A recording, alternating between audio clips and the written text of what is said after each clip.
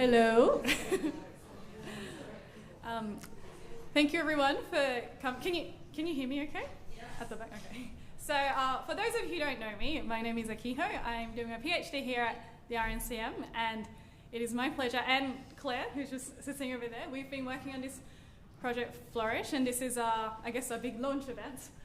So we're super excited to be able to present 8 postgraduate researchers from around the UK who have come here to kind of share some of their research knowledge with musicians in a way that's hopefully, interesting and useful. And so our first speaker is going to be Geordie Shenton, who's a PhD researcher in London, and he'll be talking about harm reduction approach to substance use among working musicians. So please welcome Geordie.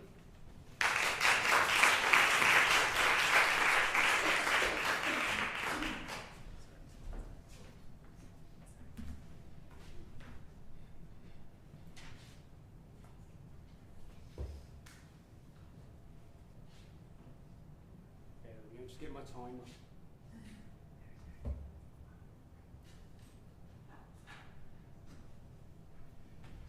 Okay, thank you. So, yes, as mentioned, I am Geordie Shenton. There's a nice photo of me there outside Thomas Dolby's house.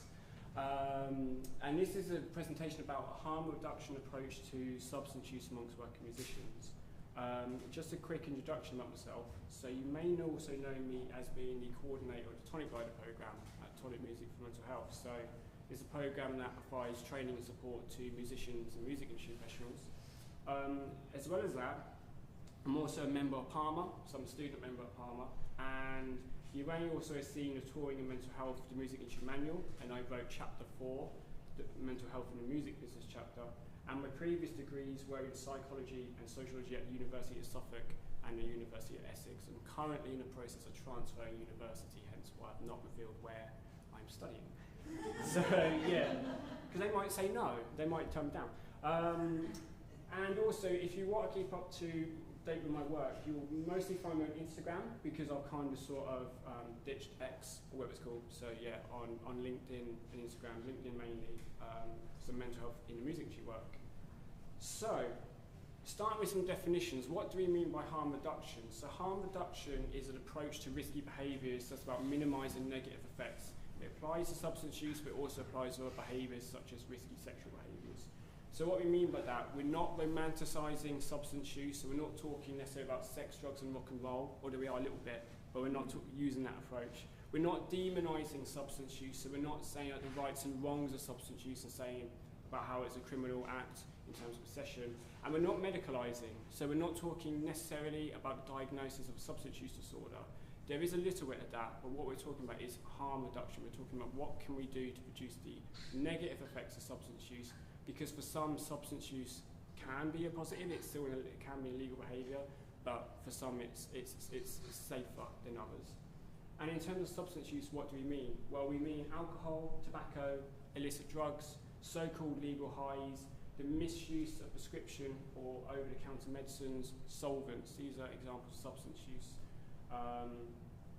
All of these are psychoactive as well. So we're not really talking about image and performing enhancing drugs, steroids, etc., etc. We're talking about psychoactive, we're talking about substances that alter the mind. We're talking about intentional acts, so we're not talking about spiking, anything like that. And we're talking about non-medicinal, so we're not talking about substance use in terms of medicinal purposes. We're not using the term abuse, because we don't use the term abuse anymore. We only use the term misuse for prescription over-the-counter medicines, and we're not using the term addiction here. We're talking about dependency, we're talking about substance use disorder. And finally, what do we mean by working musicians? I think I'm preaching to converted here. We know what that means. But essentially, individuals who receive financial payment for their work within musical occupations, whether that's full-time, part-time, freelance. We're not talking about professional and amateur here. We're talking about the difference between working and hobbyist. And within this definition, we're not including actors or dancers. We're not including other music industry professionals. And also, we're not including hobbyist musicians. So that sort of sets the tone. In terms of substance use in the music industry, and particularly with working musicians, surveys have been conducted across the world, literally. UK, Ireland, France, in North America, South America, Australia, we're very good at their research, New Zealand. An example of a study that was done is Help Musicians did a recent study who found that 40% of musicians experience problems with alcohol. That's problems, and not necessarily use alcohol, but problems. 20% experience problems with smoking, and may not just be tobacco, because smoking is a route of administration, not the substance. And then also drugs or other substances, 12% were experiencing problems. So they're fairly high. They're fairly high in terms of problems out of a sample of 552. And then when we look at other countries, so MIRA, Music Industry Research Association, they found 3.7% used cocaine in the past month. Now, again, that was musicians and music professionals, compared to 0.7% of the population. Amphetamine was 1.3% versus 0.7%, and heroin was 0.5% versus 0.2%. So we can see there's a greater use of substances amongst musicians, and also the New Zealand Music Foundation found similar figures for past year use. 25% of cannabis compared to 14% of general population, MDMA 11% versus 2.6%, and LSD 8% versus 1.3%. So we know that's a problem, but we also know that substance use amongst working musicians is a global phenomenon. It's not just the UK, it's not just developed countries or even English-speaking language countries, it is across the world. And then when we look at sort of more in terms of historical, so we can see there's a nice timeline here: classical, jazz, rock. And then there's studies that have done biographical analysis. So SOSTA, part of a research group in Croatia, looked at classical composers and found that out of 77 composers, 81% had an alcohol use disorder and 19% had a tobacco or other substance, mostly opiates. So again, massive figures. It was all of them. All 100% of the composers are in that sample. They were picked specifically, but that shows, this is a historical thing here.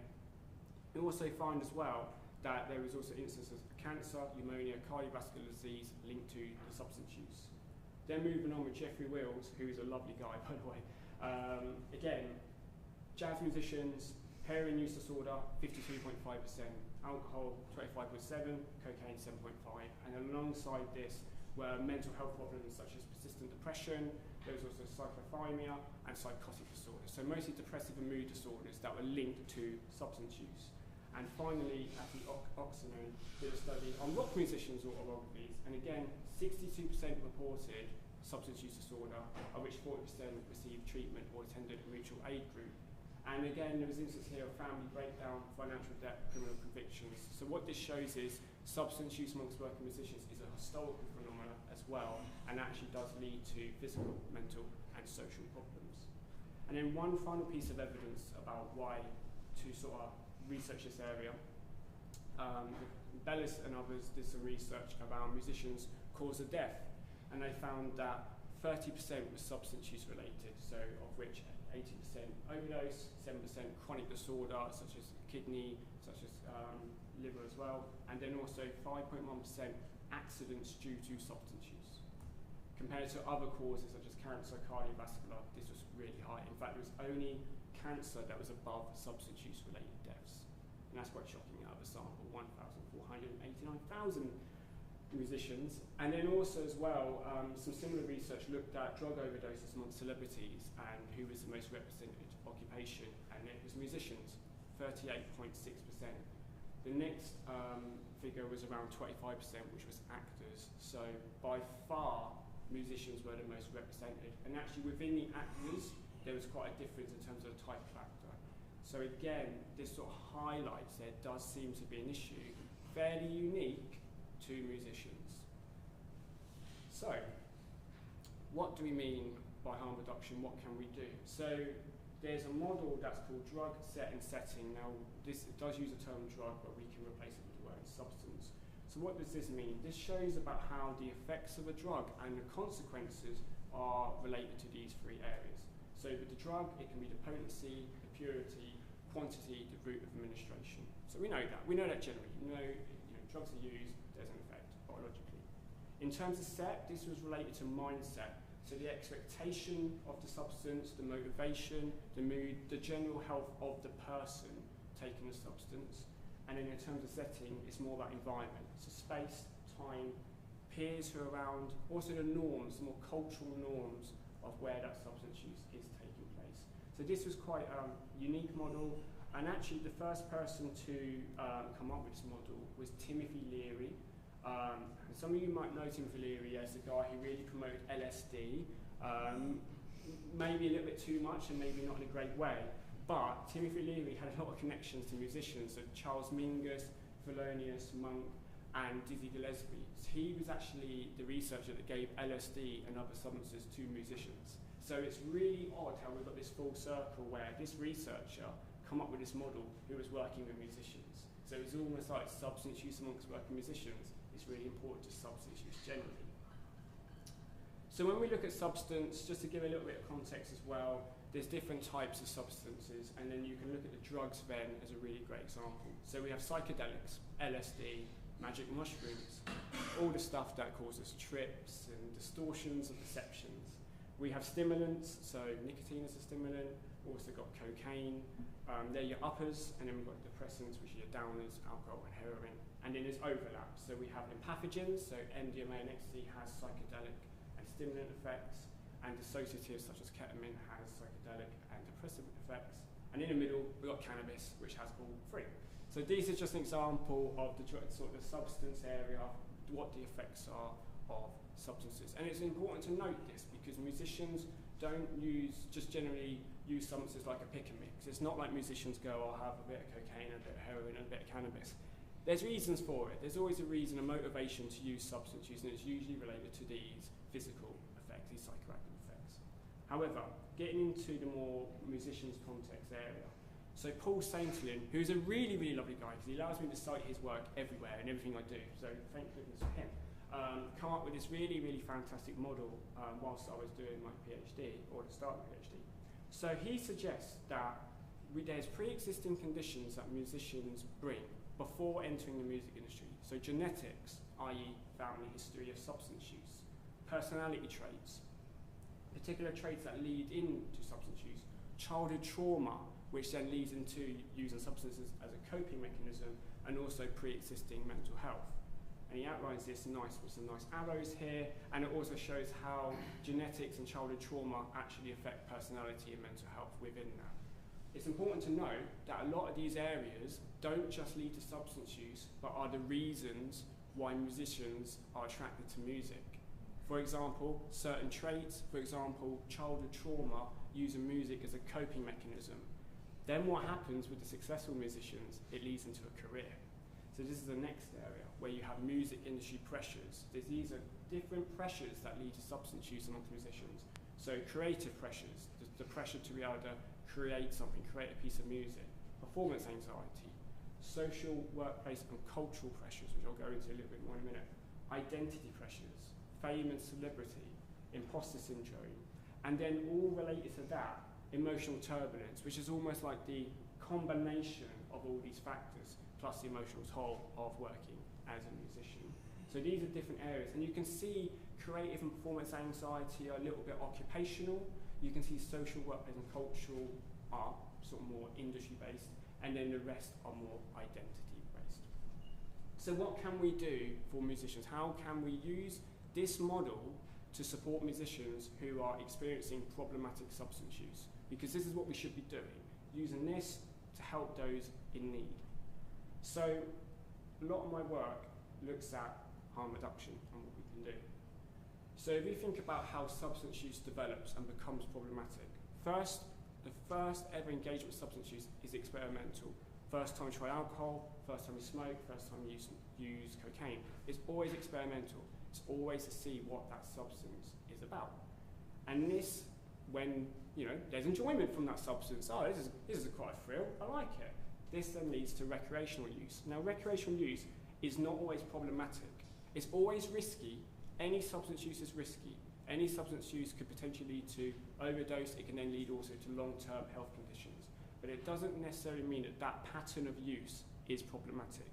But what we need to consider when working with musicians are the personal factors, the pre-existing conditions. So the family history. Is there a family history of substance use? It's worth us considering that. Sensation seeking as a personality trait. We could use personality measures to work with musicians, do personality scales, and find certain traits that lead to substance use. Parental separation as an example of adverse childhood experience.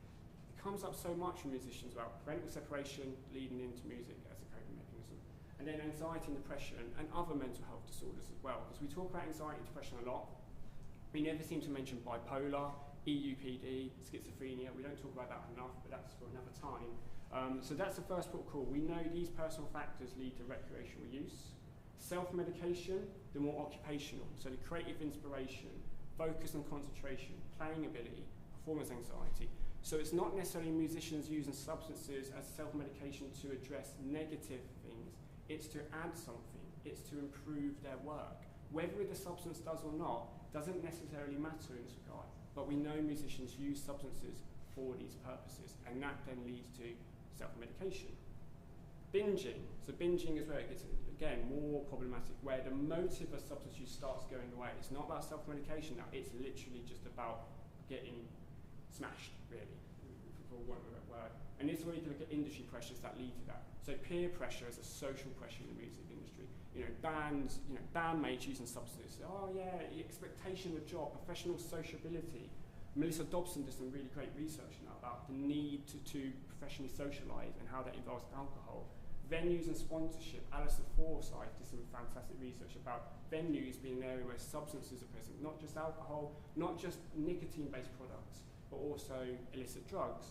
And actually sponsorship is linked to that as well, how events are sponsored by alcohol, nicotine, and, even energy drinks, for example. Payment in kind, so how bands, how musicians are paid in free beer.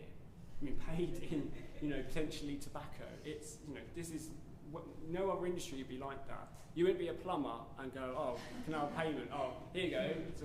Here's a bag of weed. And then the cultural pressures as well. So the classic one being sex, drugs, and rock and roll, but we know there's many cultural pressures. Jazz music had Wine, Woman, Song, that kind of, suffering for your art. So these industry pressures is where we then get binging. And finally, the next stage, the final stage of dependency, ties into identity. So it almost goes round full circle. So you have the personal factors, you then have the occupation experience, the industry experience, and what does that do to your identity? There becomes the conflict between public self and private self, subcultural identity, so genre membership, big issue, particular genres linked to certain substances, which Harry Shapiro found. You've got fame, or even non-stardom, and that effect has identity, and imposter syndrome. So we can see that working as a musician has this effect on identity, which then leads to substance use. And it seems to me these areas lead into more serious problematic behaviour. So what have we done? We've done some bits of tonic that I'd like to highlight quickly. So we do have a problematic substance use scene, which I wrote. I used the researcher Paul Sainterlin, so that's available to download from the Tonic Rider website. There's 16 zines, but there's one on substance use here. And it's got also the pressures I mentioned, so the susceptibility and the music industry pressures. Let's get musicians thinking about this in the field. We hand these zines out at festivals, at gigs, they're available on a website. It will help musicians think about it. Because it's really difficult. I suspect some of the factors that have just been mentioned, there's musicians sitting here thinking, I never thought of it like that. Now looking at it like this, and there's more. My PhD research is adding to this model and breaking it down even more, but it really gets us to think about it. And then also in terms of what can you do in the immediate. So as I mentioned, I am the coordinator of Tonic Rider. It's a registered charity promoting good mental health in the music industry. Our web link is there, our email, our socials link. We provide peer support groups funded by Help Musicians online, free to attend. We also provide mental health first aid and suicide first aid like training. There's zines, as mentioned, problematic substance use at the forefront there, but there are 16 available. And if we're not, if Tonic Rider's not for you, there are our partner charities as well, so the great folk at Help Musicians and also BAPAM as well. It's really important that all musicians know about these charities, because we were talking earlier about, what can we do, how can we get research out there. We're here, we're not a record label, we're not a management company, we're not related to the industry, we are there as a beacon and to be used as support, and everything we provide is online, so you don't need to come down to London. We're not even based in London, so you wouldn't find us there anyway. So go to London, we're not there, we're technically based in Portsmouth. But yeah, and there's some references, and yeah, there we go, that's quick harm reduction process.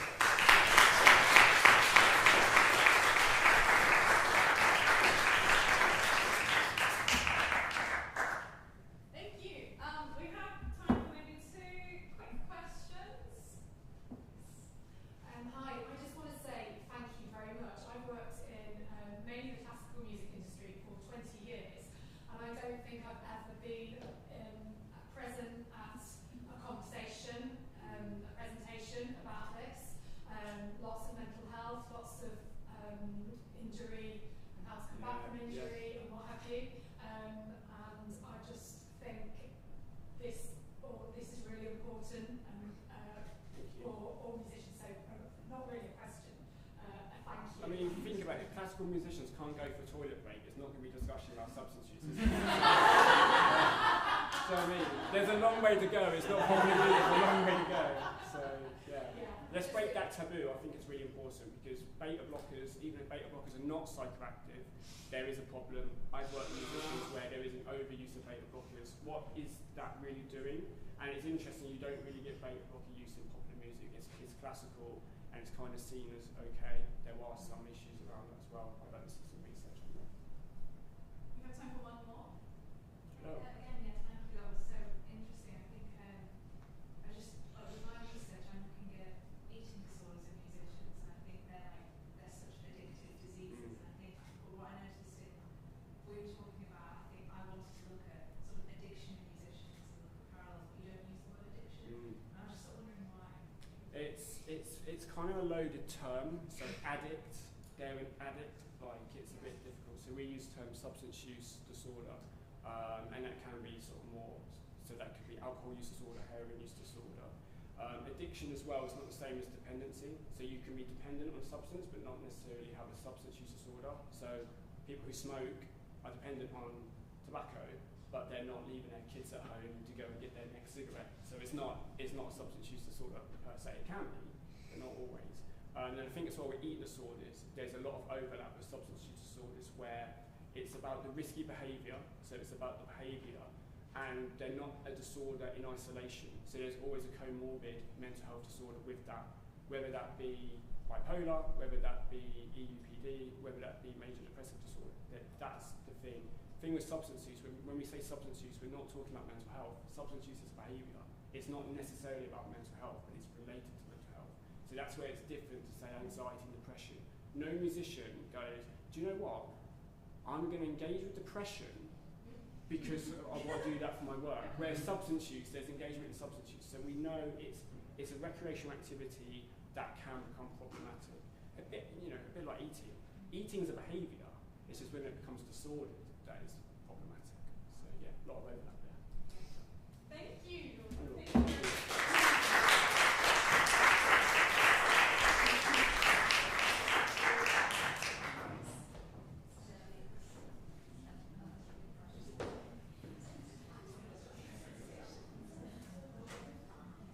So, I would like to welcome our next presenter, Jake, who has recently finished his Masters at Leeds Beckett University and is also a touring musician himself.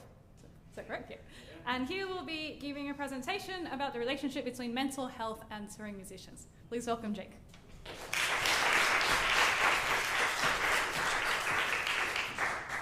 Hello. Yeah, this isn't my usual domain. I can usually hide behind a guitar, so forgive me. I'm Jake. I play in Leeds-based punk rock band Sunliner. I've been a touring musician for the last 12 years, playing shows in UK, Europe and America. And for my master's dissertation in 2020, I chose to explore something that I had first-hand experience of, touring, and the weird and distinctive stresses and strains that come with that world. Here I am. It looks like 30 years ago, but that's 10 years ago. We're organising all the bags in our van because we used to go to Morrison's and buy like 12 days worth of sandwich materials so that we could eat. And here we are, broken down in France with no breakdown cover and no real plan. That was a long trip home. So what do we mean when we say touring musicians?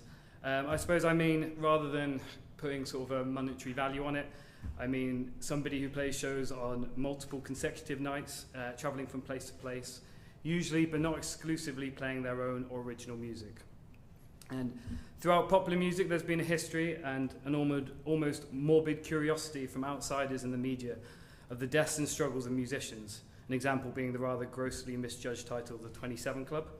Semi-recently, I feel like I'm getting old now, the sad passing of Chester Bennington, Chris Cornell and Scott Hutchinson. As somebody who's spent years touring for next to no money, working it around full-time and part-time jobs, I'm aware of some of the issues that can weigh on the minds and bodies of musicians.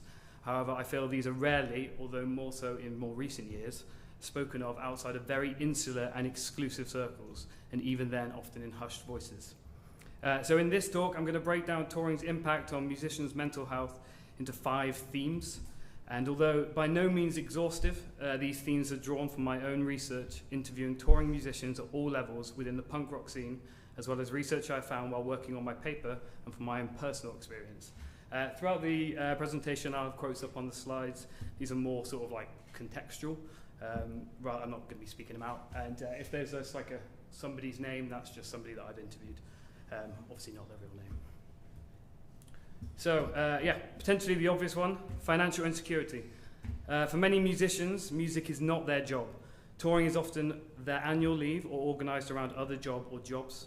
In my research, 65% of those who partook in the initial survey had a full-time job, and 16.5% had a part-time job, and over 60% said that less than 5% of their yearly income came from music in any way at all. This means that their time on the road is often spent away from their income and their friends and family. One quote from here from an interviewee: "This caused a general consistent state of anxiety and worry about my personal finances, as well as its wider impact on my spouse and our joint finances, including paying the mortgage."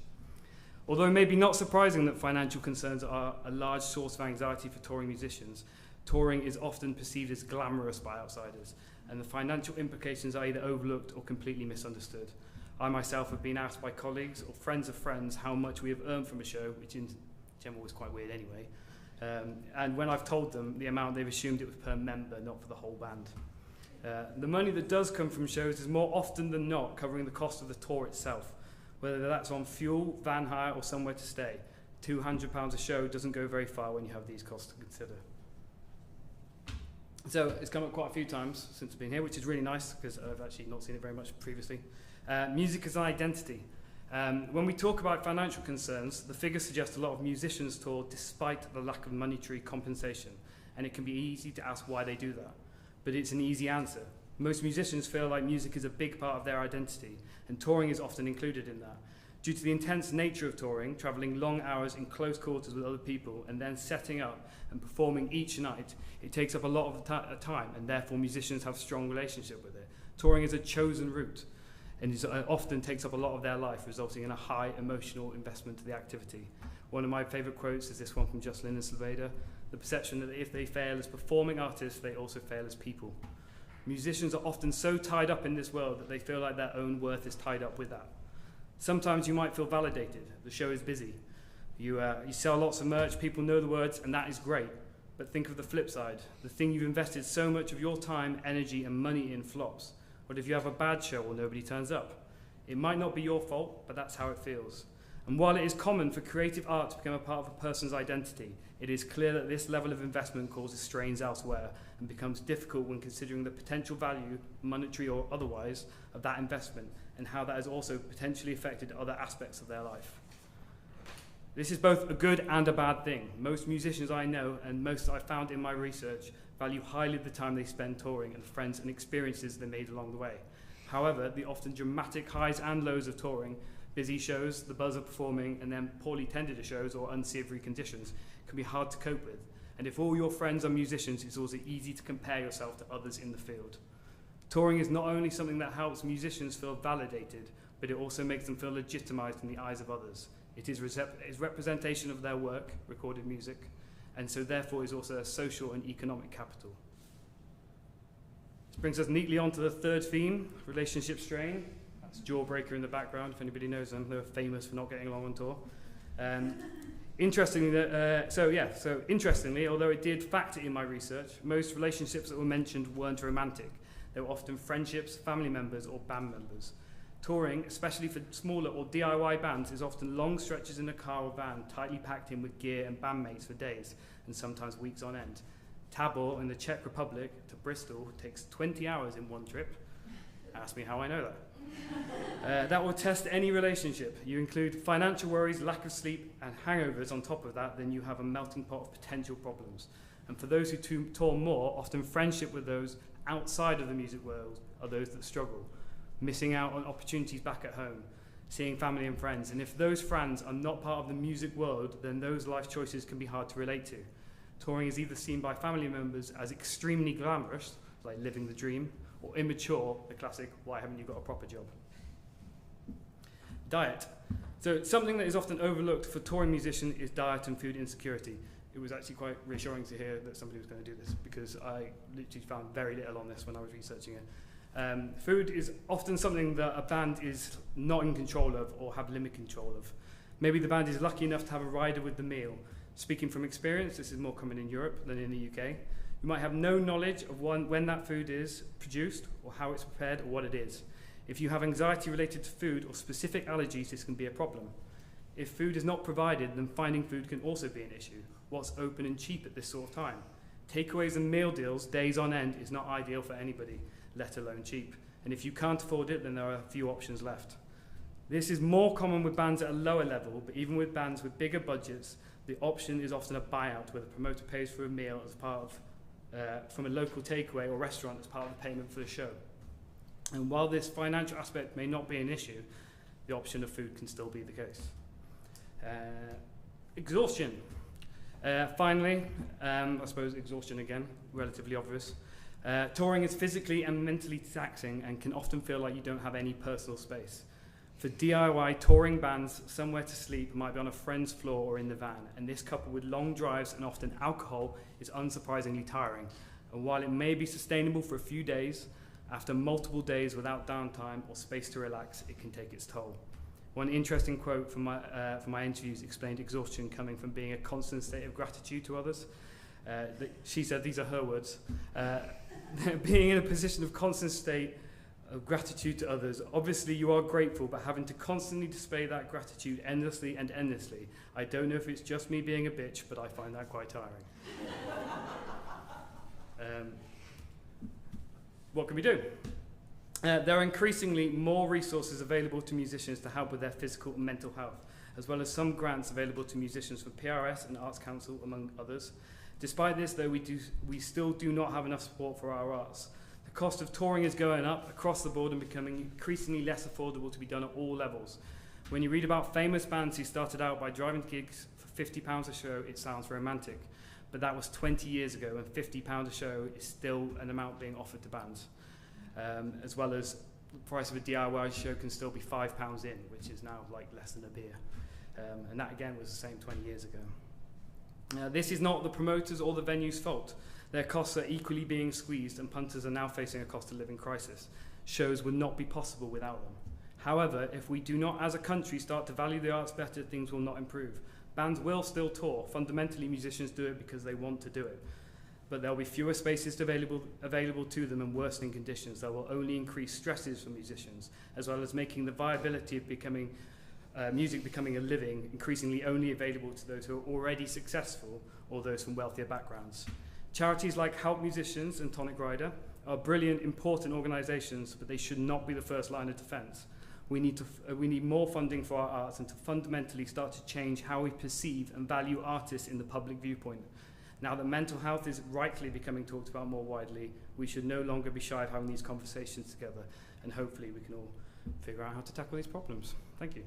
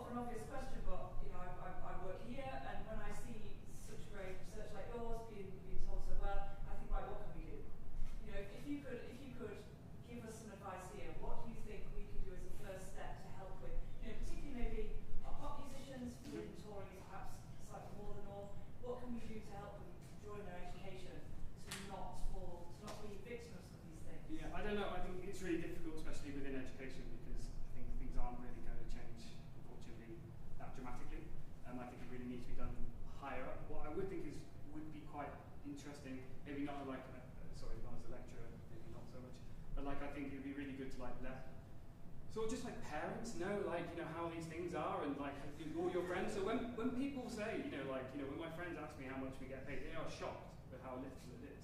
And it's because they're just unaware, they just think these things happen. And that's, you can understand why that would be the case. But we sort of need to educate everyone how it is, so then it's more understandable across the board. Because it's the same thing about when people talk about merch as well, like, £10 for a t-shirt goes a lot further than £1,000 streams on Spotify? Do you know, it's the same sort of thing. I don't really have an answer properly for you. Like, I think we need to start by talking about it, and then hopefully things will change. But yeah. I guess, sorry, there's that thing of just people going in with their eyes open. So your slides just transport me back to my 20s touring with band in France, in a van, going to supermarkets, lots of alcohol, and because I had no idea. I mean, also I was a classical musician, so I was, oh yeah, come play cello in our band. Fan. Oh God, what is this? And I think it's kind of interesting because I don't think it's hard to translate it, especially coming from like university, because it's grassroots for a reason, right? So it's like when people ask me, oh, how did you tour the UK or Europe or whatever, I was like, I did it on Facebook. You know, I went around and asked people on Facebook if they were putting on shows to put on bands. We still do it now, it's still the same way now. You know, it doesn't really change that much. But yeah, that's why I think it's harder to go and teach that to people. So I don't have that. what I'm saying is that if people don't know before they go into it, then they're not necessarily empowered to demand that it is different. Sure. They just find themselves in, oh, this is just how it is, and I'm in that Yeah. process, and if they don't like it, they don't do it anymore. Yeah. But if you kind of get people more aware of the reality of DIY touring, and so that they can then question, oh, do I really want to accept those conditions, or can I push for Yeah. something to be a little different? Oh, thank you very much.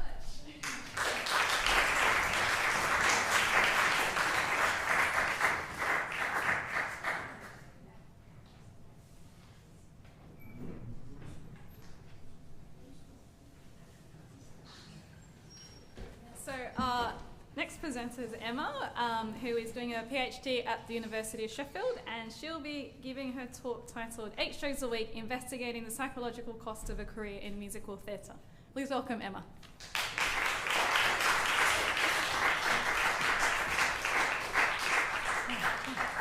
Cool, thank you so much. Yeah, it's been a great day so far, and the other talks have been super interesting as well.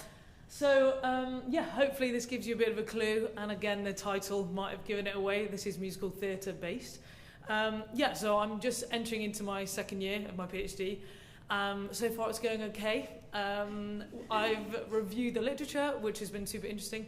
But I've also done a pilot study as well, talking with some experts in the field, which has been really enlightening, trying to get like an overview of the industry. And so today I was trying to think what's going to be useful to conservatoire students and people who are interested in research. So I thought I could just rabbit on about the literature, but that would be hella boring. So I came up with sort of 3 key things I thought might be of interest. So I'm going to hopefully talk about stigma within the performing arts and the creative industries, specifically from this lens of musical theatre, but I hopefully think it's going to be relevant in other ways as well. And then also inequalities within the industry, thinking about if you're someone from a marginalised community or if you have protected characteristics and how that might shape your experiences. And then also the current wellbeing support that's available, particularly within musical theatre, but again that kind of expands kind of widely into the creative industries more broadly. The reason why I chose these 3 topics is because they've come up a lot in my pilot study, and also because I read an article recently that said that new entrants into the industry want to be agents of change, and they want to kind of make things inclusive and increase diversity and everything, but sometimes it seems like they don't feel like they can be those agents of change. And so hopefully today could just be kind of giving you some nuggets you could take away and kind of sparking those conversations and ideas around how you might be able to bring these topics into your own kind of genre and your own kind of career as you then enter into the industries. So yeah, just like an overview of where I'm coming from at this, from.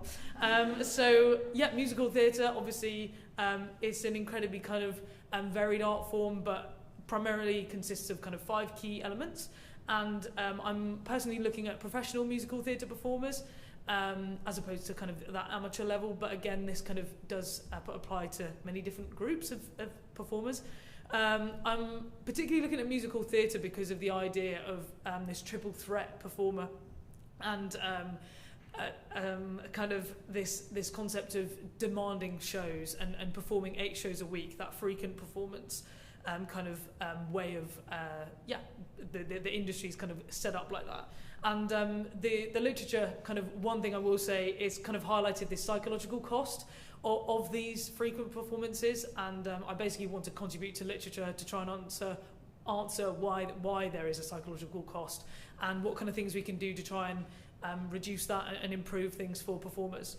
So my project kind of fits within cultural and creative industries, and just kind of arts and well-being, and obviously with this angle at the marginalised communities as well. I've got partnerships with 2 musical theatre charities, so that's kind of a key musical theatre wellbeing charities, I should say, and that's kind of a key way I'm trying to disseminate my findings eventually.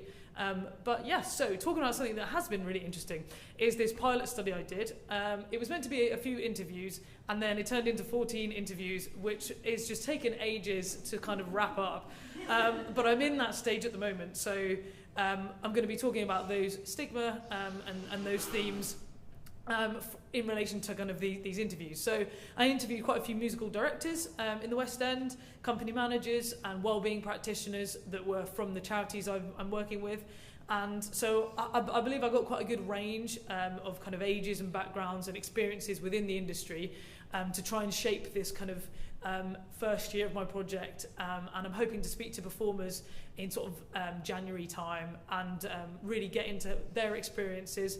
But I think it was really important to have this overview and kind of a wider awareness of the kind of issues they might be experiencing, because I think there's a chance they might not be aware perhaps about kind of what might be impacting their well-being. And also kind of, as you say, if you just enter into it, you might not be aware that this isn't normal, so some of the things they're experiencing. And a lot of these people I spoke to have experience outside of the arts and outside of kind of musical theatre as well. So there's a couple of images there. My mum, I did this presentation to her and she said there wasn't enough pictures. So as you can see there, we've got 2 examples of musical theatre shows, Wicked and Newsies, which is a dance-based show.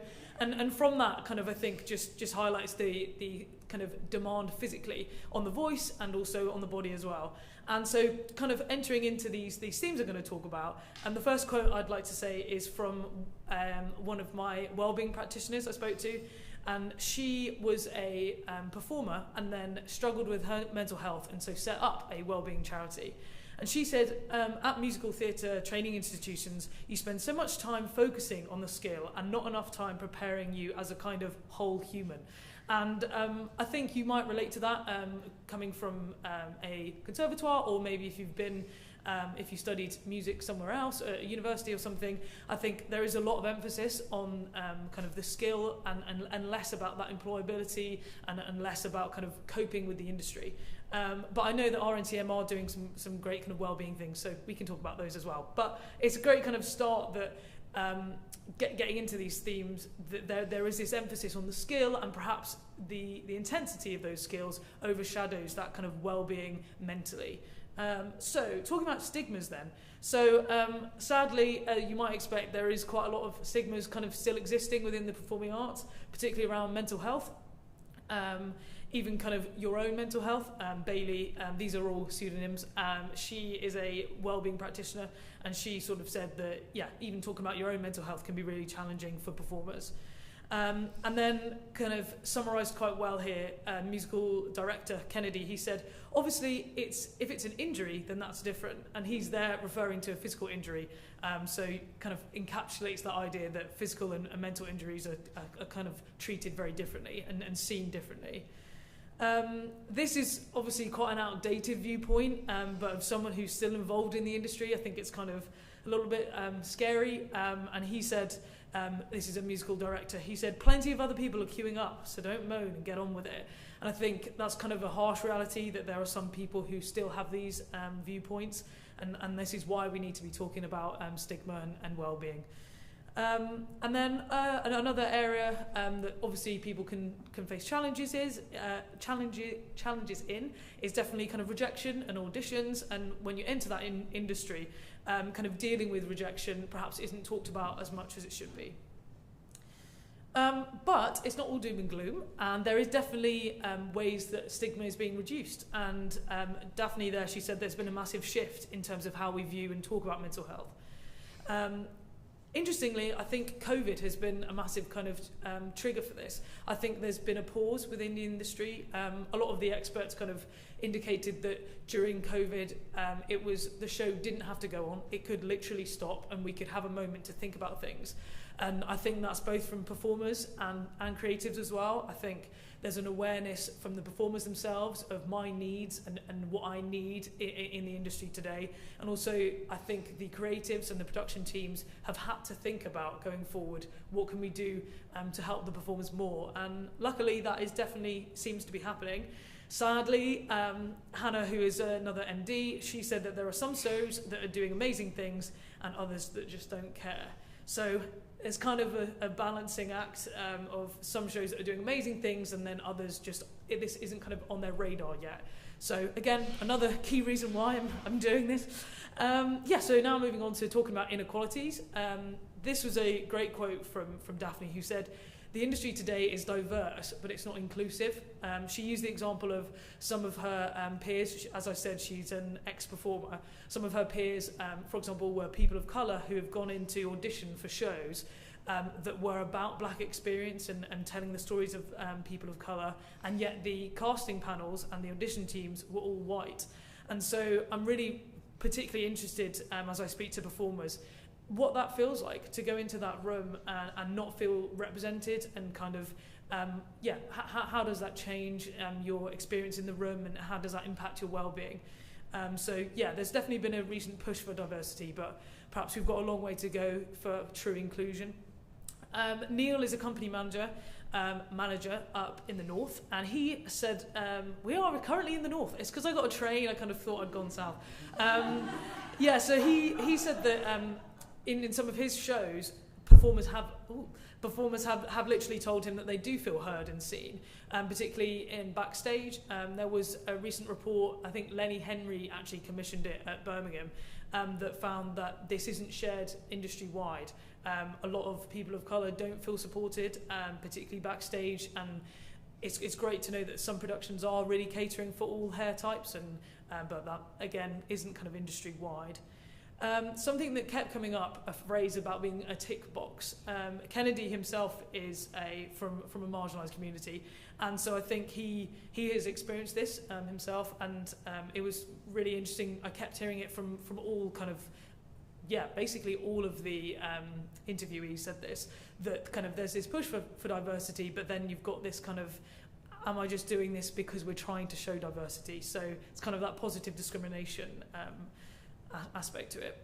And Andrew, he is a musical theatre educator down in London, and he said that he's experienced there are still fewer global majority students coming in. So we've got a long way to go to make kind of the musical theatre industry, and I believe as well the performing arts industry, more inclusive across the board, and kind of it is to do with the grassroots level as kind of getting into performance, but that we've still got a long way to go. Something that I found really interesting that Hannah raised was, I think we spend a lot of time thinking about how can we make musical theatre and the performing arts really accessible for audiences, but there's actually only one theatre in the West End that's accessible for disabled performers backstage. So there's a new show on in the West End which features disabled performers, and it can't tour and it can't go anywhere else in the West End.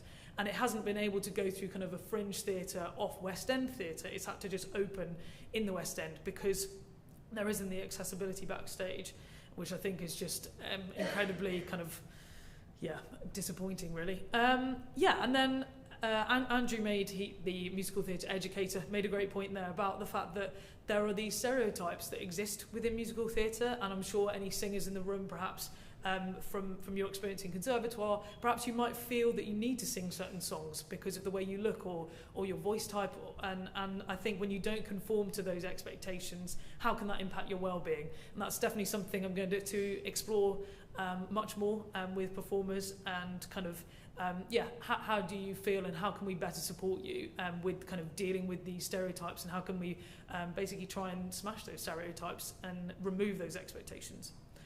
Another area that's been really interesting is the idea of representation within musical theatre and kind of the roles that are available. I think there was continually an emphasis that there isn't enough there aren't enough roles available for older performers, particularly women. And there's kind of a view that once you're past about 30, 35, you're now in this older category, which is obviously completely ridiculous. There's also doesn't seem to be enough representation in terms of many other groups. For example, I can't think of any LGBT stories that are about older queer couples in the West End, and kind of there are some shows that are kind of pushing the boundary, which I'm going to talk about more of what we're seeing in the West End, but these are definitely kind of few and far between, and we're still seeing kind of a lot of shows just featuring the strong kind of conventionally attractive female lead, for example, or something. So now moving on to well-being. Again, you aren't going to be surprised. A lot of this is kind of viewed as physical well-being, and then mental well-being is kind of pushed to one side. One of the MDs there, she said that physical well-being is fairly looked after because it's in the producer's interest. If you have a physical injury, you might not be able to perform that night.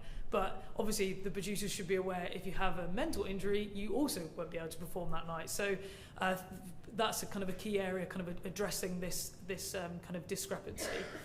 Another MD there echoing that really, that physio is kind of readily available. He even said kind of during the interval, if you need a physio, we're there already. But for that emotional support, that's definitely less harder to come by. And then kind of summed up quite well about the current wellbeing support there by Daphne. She's emphasising the different kind of options that productions have available. You can have workshops at cast changes and kind of on-hand mental health first aiders, which I think RNTM actually have some mental health first aiders, so I think that's great. And then you can go to the other extreme where you have kind of extensive support plans of having a therapist kind of attached to the production. I was lucky enough to go to a wellbeing workshop at a cask change in the West End, which was really interesting. I kind of sat at the back and didn't say anything, but it was really interesting still. And kind of just seeing how the performers were in this kind of safe space, and they were able to kind of share what they share their wellbeing experiences and how they felt they could be further supported. And that's just great that we're seeing that. Sadly, it kind of seems a bit potluck as you enter a production, whether you're going to get that support or not. So we kind of need these things industry-wide. And then also there are kind of informal structures as well. So Elliot, who was the one that said that kind of get on with it, then contradicted himself and said he's there kind of for building up the confidence for performers as assistant MD. And a lot of the MDs said that they feel they also kind of facilitate a pastoral role within productions. So that was really interesting. And then another MD there kind of emphasising the fact when you're out of contract, who can you go to? Obviously, there are so many great wellbeing charities out there, and I think performers hopefully are becoming more aware that these are available, and kind of, the British Performing Arts Medicine Association and charities that can support people when they're not in the cast, and you've got that kind of support that might be more available. And then kind of closing with this idea about de-rolling, and which I think is really interesting, and Francesca there emphasised that it's not just kind of in shows that have difficult themes. It kind of should be there in all shows, and performers kind of need help to step away from these characters. Often if they're playing them for a year, kind of moving away from that character at the end can be really difficult. There's the term emotional hangover of roles. And what is great though, which Kennedy's kind of emphasised there, is that because some shows do have such great wellbeing support, there seems to be a kind of confidence in performing shows that are pushing the boundaries a bit more.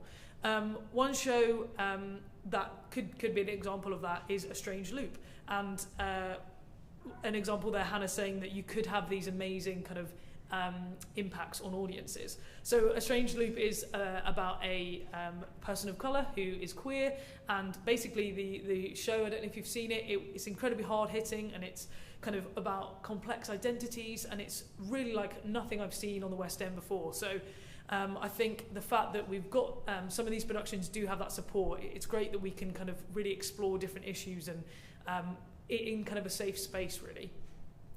So yeah, hopefully that's kind of highlighted the different areas I've kind of spoken about, and the fact that stigma is being reduced in some ways, and that there is kind of a need to be aware of these kind of existing stigmas, and a need to be aware of the current inequalities as well. And hopefully you kind of might have had a couple of kind of, oh, I didn't think about that in terms of the support that could be available for you as you enter the industry. And I just wanted to kind of close with a really nice quote from the ex-performer Daphne, who said that being able to express yourself through arts is an incredible, unique situation. So many people don't follow their dream, and to be able to do that is an incredible opportunity.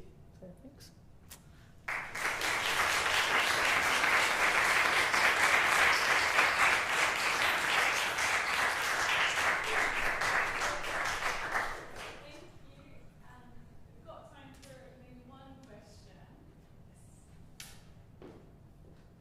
Was that me? Yes, that was you. I thought I went over the top. I was going to ask, so musical theatre performers, something that we notice atomic violin, I think, generally. In terms of mental health and wellbeing support, should it be musicians, musically focused? Should it be actors and acting focused? Or do musical theatre performers require their own wellbeing support because they don't quite fully fit in either branch? I think that's a great point, yeah. I think I was actually speaking about this just before I started the talk. What is a musical theatre performer? Are they actors? Are they singers? And I think it's really complex. The union that most musical theatre performers are part of, they fund BAPAM. So I would probably say they're edging towards kind of musicians. So yeah, it's kind of a difficult topic. I feel like yeah, perhaps more on the musician side, because I suppose it's the performing arts and it's the demanding, and perhaps a lot of the time it is the vocal kind of demands that come with that. But then obviously, yeah, with the more dance heavy shows, I suppose it's kind of up to the performer what they feel is most relevant to them, maybe. Yeah. Yeah, I suppose maybe it's more important for this group than we think, to make sure they're aware of all those different options. Maybe, yeah. Cool. Cool. Oh, okay, we'll take time really. I was actually thinking about the 3 talks that we've just had, because there are a couple of things that interest me specifically. They were very good. Thank you very much. Which is this, the business of self-identity with being a musician, and how if things weren't going well, that then, you know, made you feel threatened in your personal self-identity. And also Geordie's statement about people, the personal side, people who became musicians, that often came from a traumatic background of one kind or another. And I wondered if, and you also mentioned the self-identity, I think, beginning. And I wondered if we should, or already did, consider that the person who goes for music as a full-time occupation, regardless of how much they're paid, is quite likely to be a vulnerable person in various ways that you mentioned. And that it's not necessarily so much about the job, but the person who goes into the job or the profession who is vulnerable in various ways. And maybe we should look at that part of vulnerability as before you start taking drugs, before you become ill or anything else, but simply beginning from that point of view, and with the vulnerability a sort of concomitant extra sensitivity, if you like. And it's rather my feeling, really, that this is the person, it's not only the job. And how we would address that as educators and as employers, really. It's just, I don't know what you feel about that. Yeah, no, I definitely would agree. Yeah, and the other talks were great as well, kind of all touching on similar themes. Yeah. I think, yeah, it's ensuring that if you are kind of a more vulnerable person, that when you're dealing with, you know, in the case of musical theatre, if you're dealing with a particularly difficult theme in a show, that kind of space is safe for you to be dealing with that, and kind of the support is available. And I think a lot of productions that are, you know, A Little Life, the play that was recently on in the West End, they had a therapist on site. So I think a lot of productions are kind of aware of it and that vulnerability, but I don't think it is kind of, industry wide yet. So yeah. If you're looking at the touring band, for example, or the small groups, they're not large organisations with all these people sort of Yeah, raising yeah. their hand.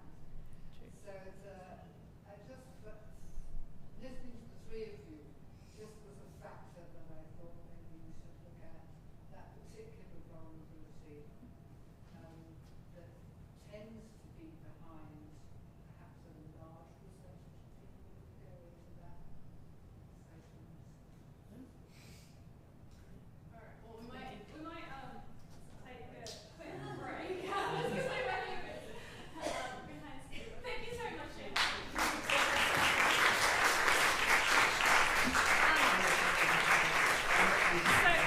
So we'll just have a really quick 6-minute break. So if you want to stretch your legs or go to the loo or whatever, and we'll come back at 10 past.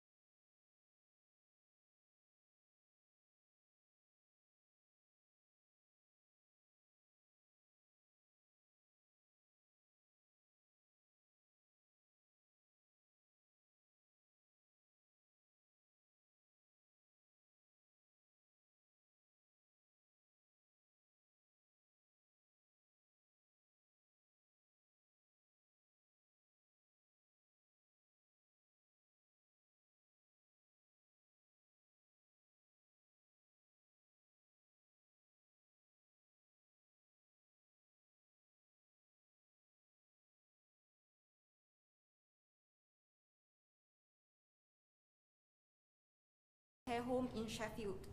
Together with a trained acousmatic composer, my dissertation supervisor, 2 care workers, and 3 music volunteers, we implemented 12 acousmatic workshops where music, soundscapes, photographs, and poems were used as retrieval cues to stimulate memory recall and generate stories and discussion in participants.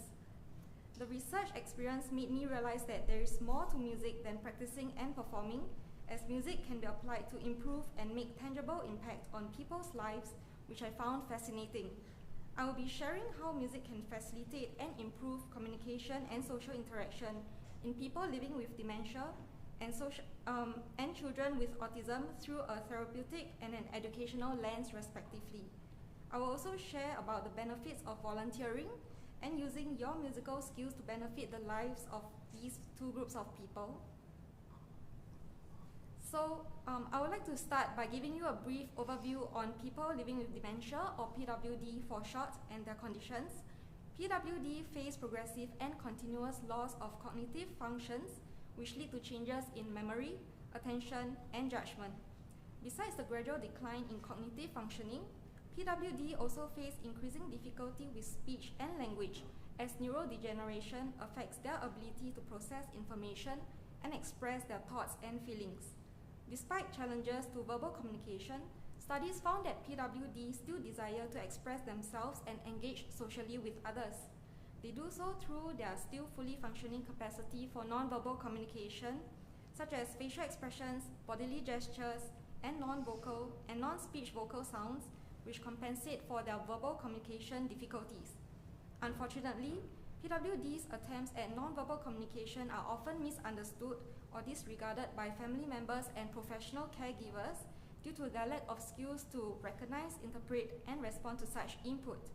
This closes down PWD's opportunity for social interaction and puts them at risk of social and emotional isolation. So, how can music facilitate communication and social interactions in PWD?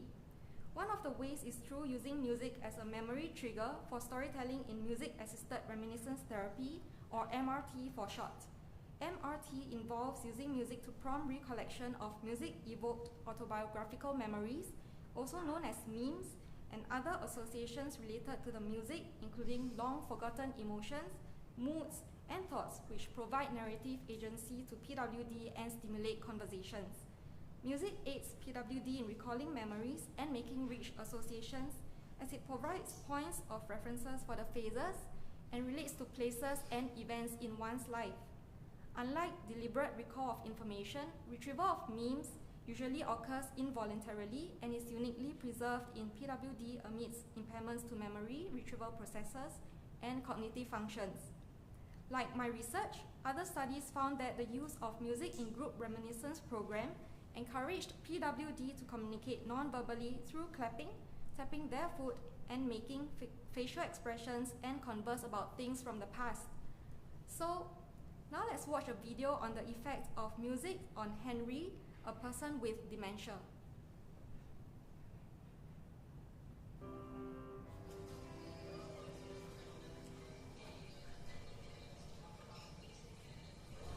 Hi, Papa. Hi, Papa. How you doing? All right, fine. Who am I?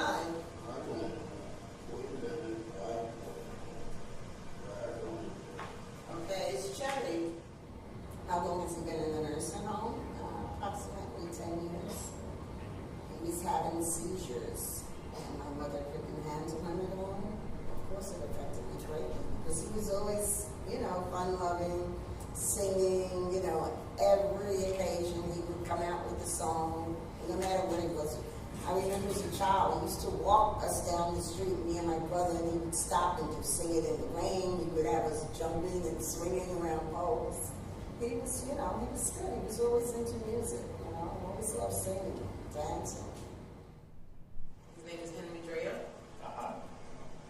And I'm looking more or less for a religious music friend, because he enjoys music and he always quoted the Bible. So I'd rather have that for him. We first see Henry inert, maybe depressed, unresponsive, and almost unalive. Henry. Yeah.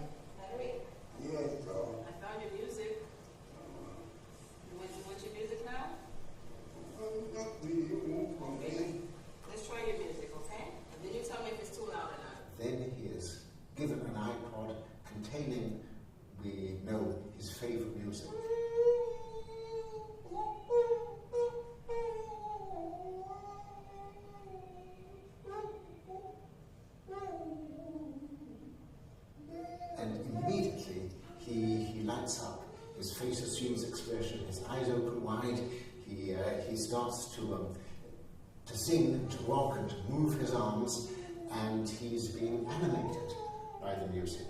And he used to always sit on the unit with his head like this. He didn't really talk to much people, and then when I introduced the music to him, this is his reaction ever since.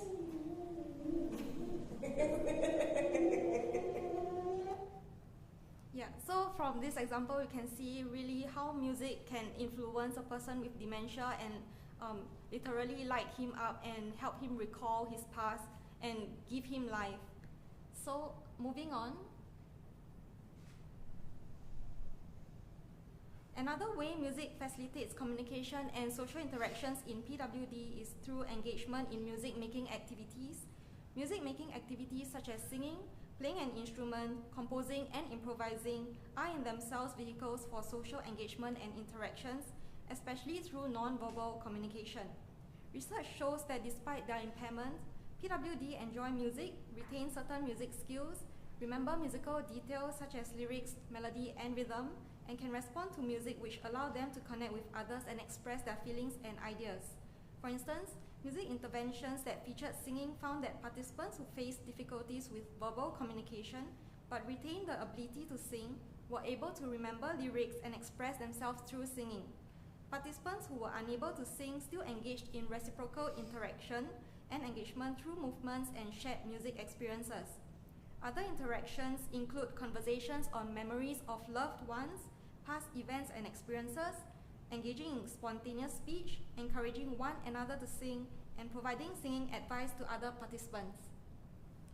So similar to PWD, children diagnosed with autism spectrum disorder or ASD face impairments in language development and social skills, a core diagnostic feature of autism, besides exhibiting stereotypical repetitive movements and mannerisms such as insisting on the same routines. While the severity in manifestations of symptoms varies across individuals, children with ASD typically display a lack of social or emotional reciprocity and have difficulty communicating with others both verbally and non-verbally, understanding others' emotions, and making eye-to-eye contact with others. These challenges are lifelong and prevents children with ASD from developing meaningful relationships with others and acquiring more complex social behaviors later in life. Fortunately, like for PWD, music is found to support social functioning in children with ASD, enable them to express themselves verbally and non-verbally, and serve as a platform for them to build relationships with others. So children with ASD do have affinity or talent for music. According to music therapist and researcher Michael Thought, quote, "Children on the autism spectrum often have a remarkable capability and responsiveness to music as compared to most other areas of their behavior, as well as in comparison with typical children," unquote. Additionally, despite their social and emotional impairment, it is found that children with ASD can recognize, experience, and process the emotional aspects of music. Music education facilitates ASD children's interaction with others when they participate in music-making activities and communicate through facial expressions, gestures, and movements. Through musical play and with the guidance of teachers, children with ASD can learn and acquire a variety of social skills and abilities such as joint attention, sharing and taking turns, and interpreting and responding to social cues. The use of songs encourages vocal responses in children with ASD as they match the teacher's vocal speeches and engages in group singing, and communicate enjoyment of musical experiences non-verbally through laughing and clapping. So as a musician, you can harness the power of music to improve people's lives and use your musical skills to make a positive impact on PWD and children with ASD. Possible options you could explore include volunteering at a care home, hospital, or memory cafe that features music activities where you could sing and play music instruments alongside or perform alongside PWD, or perform for them their favorite tunes. A memory cafe is a welcoming and safe place where PWD, their caregivers, family, and friends gather to reminisce, connect over activities, and enjoy time together. You could also explore volunteering as a music teacher with organizations that provide music classes to children with learning disabilities. the benefits of volunteering on conservatoire students' professional development and career trajectory are evident based on a recent study conducted in 2022 by Picard and Rushton. The study reported that conservatoire students who volunteered in a music education project where they engaged with and supported people with learning disabilities found their volunteering experience positive, rewarding, and eye-opening. Not only did the students get to form new friendships, learn about disabilities, and learn about themselves, they also gained ideas for future work or to develop a business. Additionally, the experience equips students with skills and the confidence to work with people with learning disabilities and broaden their career options. So to conclude, I hope that this presentation gives you a new perspective on the powerful impact music has on individuals and how you as a musician can use your musical skills to improve others' lives through music. Thank you.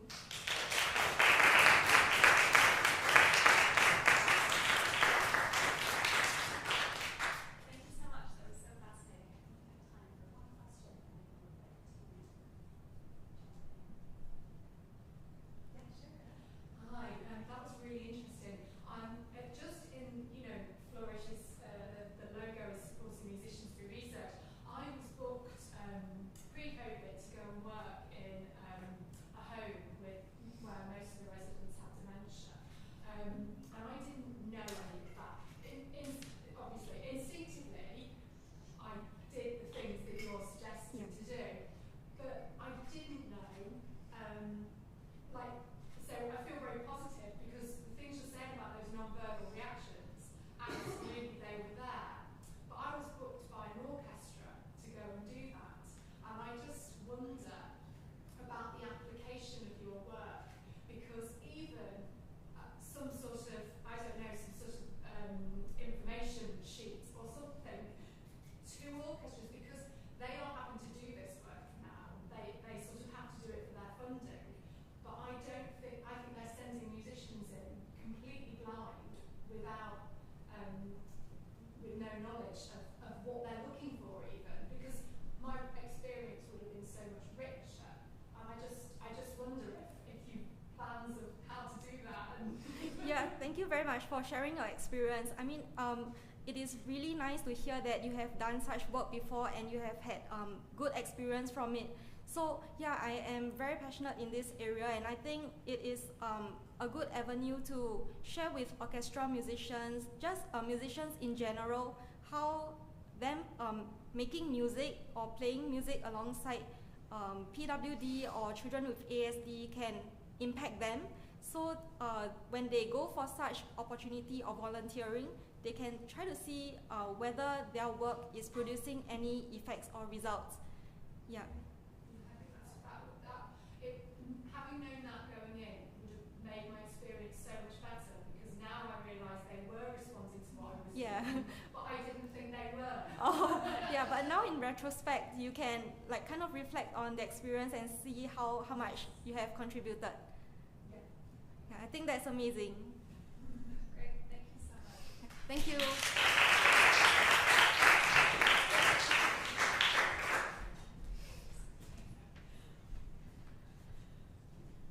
There's a slight change to the schedule, so we're now going to have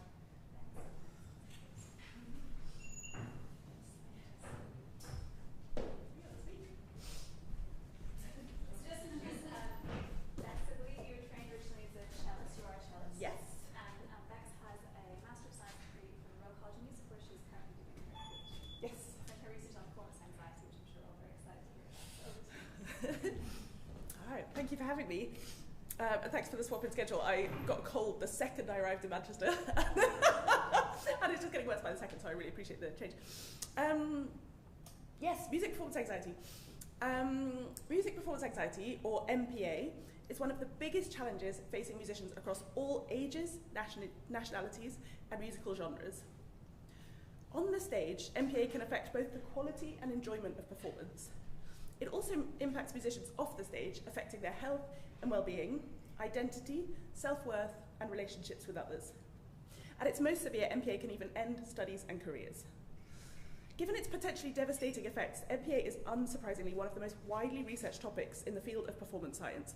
There's a huge amount of research investigating every aspect of MPA, including its definition, assessment, prevalence, and causes. Based on this research, a wide range of interventions have been developed to manage MPA, including pharmacotherapy, so mostly beta blockers, psychodynamic and psychoanalytic therapies, cognitive behavioral therapies, mindfulness and acceptance-based approaches, biofeedback training, virtual reality and exposure therapies, performance coaching, and multimodal interventions. So from all of these different interventions, you probably think, great, problem solved. But no.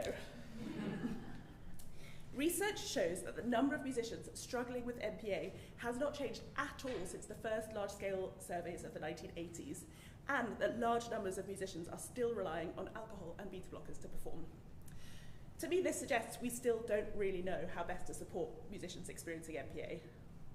My aim today is to argue that we're not having much success in managing MPA because we're looking at it in the wrong way. And I want to offer you a different way of thinking about an old problem. But first, I want to quickly introduce myself and explain how I fell into this research. So people often say research is me-search, and that is absolutely true in my case. My personal experiences of performance anxiety have hugely shaped my research, so I just want to give you some context. I trained as a cellist, and I was lucky enough to work with some amazing ensembles, the Philharmonia Orchestra, the Academy of St Martin in the Fields, the Irish Chamber Orchestra, London Sinfonietta, and others. The music making was wonderful, but throughout those years I was experiencing absolutely crippling performance anxiety. It was awful and all-consuming, but I couldn't walk away because all I wanted to do was to play the cello. I sustained it for almost a decade, trying almost every different intervention out there, but nothing really helped. And things kind of reached rock bottom in 2017. I went on tour in Germany with a fantastic ensemble, and I loved working with them, but the anxiety and panic attacks just got so bad I could not get myself onto the stage. So I bought a one-way flight home, I put the cello in its case, I cancelled all my concerts, and I threw my diary in the bin. So if you're thinking, God, this sounds bleak, please don't worry, I promise things get better. I was desperate to find a way back to playing and to figure out how to crack the anxiety, and that led me to this PhD. Via, a wiggly route, as I guess they always are. I began to apply the concepts I was researching to my own playing, and last summer, after a 5-year hiatus, I went back to playing professionally and began a self-case study investigating my personal journey navigating MPA and returning to performing. There I am! One thing that quickly emerged from this investigation was a real tension between my own experiences of how I was learning to relate to the anxiety on the one hand, and then how the anxiety is discussed in literature. And what came out of this dissonance was the idea to redefine MPA, which is what I want to share with you today. So, MPA has largely been researched through a pathological lens, which means researchers view it as there being something wrong with you. From a diagnostic perspective, MPA is situated in the anxiety disorders landscape and is routinely described using medicalized language. So condition, syndrome, disabling, illness, disease, disorder, very cheerful. The International Classification of Diseases defines performance anxiety as a specific phobia, and the Diagnostic and Statistical Manual for Psychiatric Disorders codes it as a performance-only subtype of social anxiety disorder. This is a lot of jargon, but basically, researchers argue that some amount of adrenaline is normal and helpful for performance, but when it tips into anxiety, it becomes a sign of something malfunctioning, of something being wrong. And it's not surprising to think that something must be wrong when you consider how MPA feels. MPA manifests in 4 areas of symptoms: physiological, cognitive, emotional, and behavioral. This slide shows just some examples of each type of symptoms. And if you've experienced any or all of these, you will know just how awful they can feel. But why do these symptoms happen? In very basic terms, a tiny almond-shaped part of our brain called the amygdala is constantly scanning our environment for threat. When it interprets sensory information as threatening, it triggers the release of adrenaline and cortisol. And these stress responses then activate a wide range of psychophysical responses which maximize the body's capacity to deal with the threat. And this phenomenon is known as the fight, flight, freeze response. So this response seemingly evolved to protect humans from threats that endangered their survival, but the amygdala has not yet evolved to distinguish between physical and psychological threats and triggers the same alarm system in response to both, which is why playing a Mozart concerto can elicit the same response as encountering a tiger. One thing I never understood was, if this is a natural evolutionary response, why do some people feel absolutely terrified on stage and some people seem cool as a cucumber? Well, there are many different theories, but basically there are lots of different factors which interact to determine, one, how intensely we experience anxiety in the first place, and two, how we then react to that anxiety. So some famous performers might throw up before going on stage, but then be absolutely fine, or they might be fine, but then have terrible bow shakes, or they might have a racing heart, but just think, yeah, I'm really excited. You know, being pumped up for some people is great, whereas other people are quite terrified of adrenaline. We all have the same evolutionary hardwiring, but it affects us in very different ways. But this slide shows some of the factors which influence how we experience MPA, so including genetics, gender, sociocultural factors, age, upbringing, personality traits, past performance experiences, and then factors relating to musical tasks and performance contexts. Okay, so that was a whistle-stop tour of the performance anxiety literature. You might be thinking, yeah, that all makes sense. What's the problem? Why do we need to redefine anything? Well, as I said, researchers view MPA as something being wrong. So logically, most coping strategies and interventions are designed to reduce or to get rid of it. And I want to argue that the exact opposite is true. That MPA is not at all a sign of anything being wrong, but rather it means that our nervous system is working perfectly, exactly as it evolved to do. So now I'd like to share my reconceptualization of MPA and how that opens up a whole new way of managing it. So the World Health Organization in 2004 defined anxiety as a normal and healthy reaction to perceived danger that triggers a variety of physical, mental, and behavioral changes in order to facilitate a speedy response. Not a disorder, not an illness, a normal and healthy reaction to perceived danger. So you may now be wondering, well, what's so dangerous about playing a Mozart concerto? And that's exactly what I would like us to think about. The key word in this definition of anxiety is perceived, not necessarily life or death danger, but perceived danger. Why might we perceive performing as dangerous? I think that evolutionary biology holds the key to answering this question. Humans didn't evolve to play Mozart concertos, we evolved to survive. As a species, that is our only goal. In caveman times, we survived by sticking together in groups. But when we perform, we make ourselves vulnerable, and this vulnerability and exposure inherent in any kind of performance risks the judgment of others, and therefore risks social exclusion. And in caveman times, exclusion from the group equaled death. The front bit of our brain, this new bit, can think logically, it can plan for the future, and can feel complex emotions. It's amazing. And the front bit totally understands that there's 0 to minimal risk of dying when you're playing a Mozart concerto. It just wants to play beautifully and enjoy making the music. But the thing is, this back bit, our caveman or reptile brain, all it cares about is survival and keeping you safe. And this ancient brain is just much more powerful than the newer bit, and it can hijack the controls whenever it perceives danger. And this is why strategies like positive thinking don't necessarily help when we're really anxious, because the lizard brain is in control and it just doesn't understand positive thinking. It only understands safety or danger. This very old, very powerful part of the brain perceives the audience or the audition panel as in some way threatening, and it sets off our fight, flight, freeze response. And like I said, when this response kicks in, it can feel awful. But if we look at it from a survival perspective, it's incredible, and it's amazing what the body can do in the blink of an eye. This slide lists the main changes that happen in the fight, flight, freeze response. And basically, if you think of any symptom of MPA, so if we go back to my previous slide, and you think about it from a survival perspective, they all have a very, very clear purpose. So in dangerous situations, all non-essential processes go offline, so our digestion stops, and then undigested food just sitting around is what causes the feeling of butterflies. The salivary glands stop working, which causes the feeling of dry mouth. The lizard brain is in the driving seat, so our newer, more rational brain shuts down, which means we can't think clearly, and most of our thoughts focus on threat. The body tries to cool itself down for running or fighting, and that's what causes sweating. Blood pumps to the major organs, so that if a tiger would bite your arm off, you've got less chance of dying of blood loss. And that's what makes your hands and feet feel sort of numb or tingly. So basically, even though anxiety can feel terrible, and I do not want to understate how terrible it can feel, these changes all have a vital role to play in ensuring human survival. It doesn't mean that anything is wrong with you.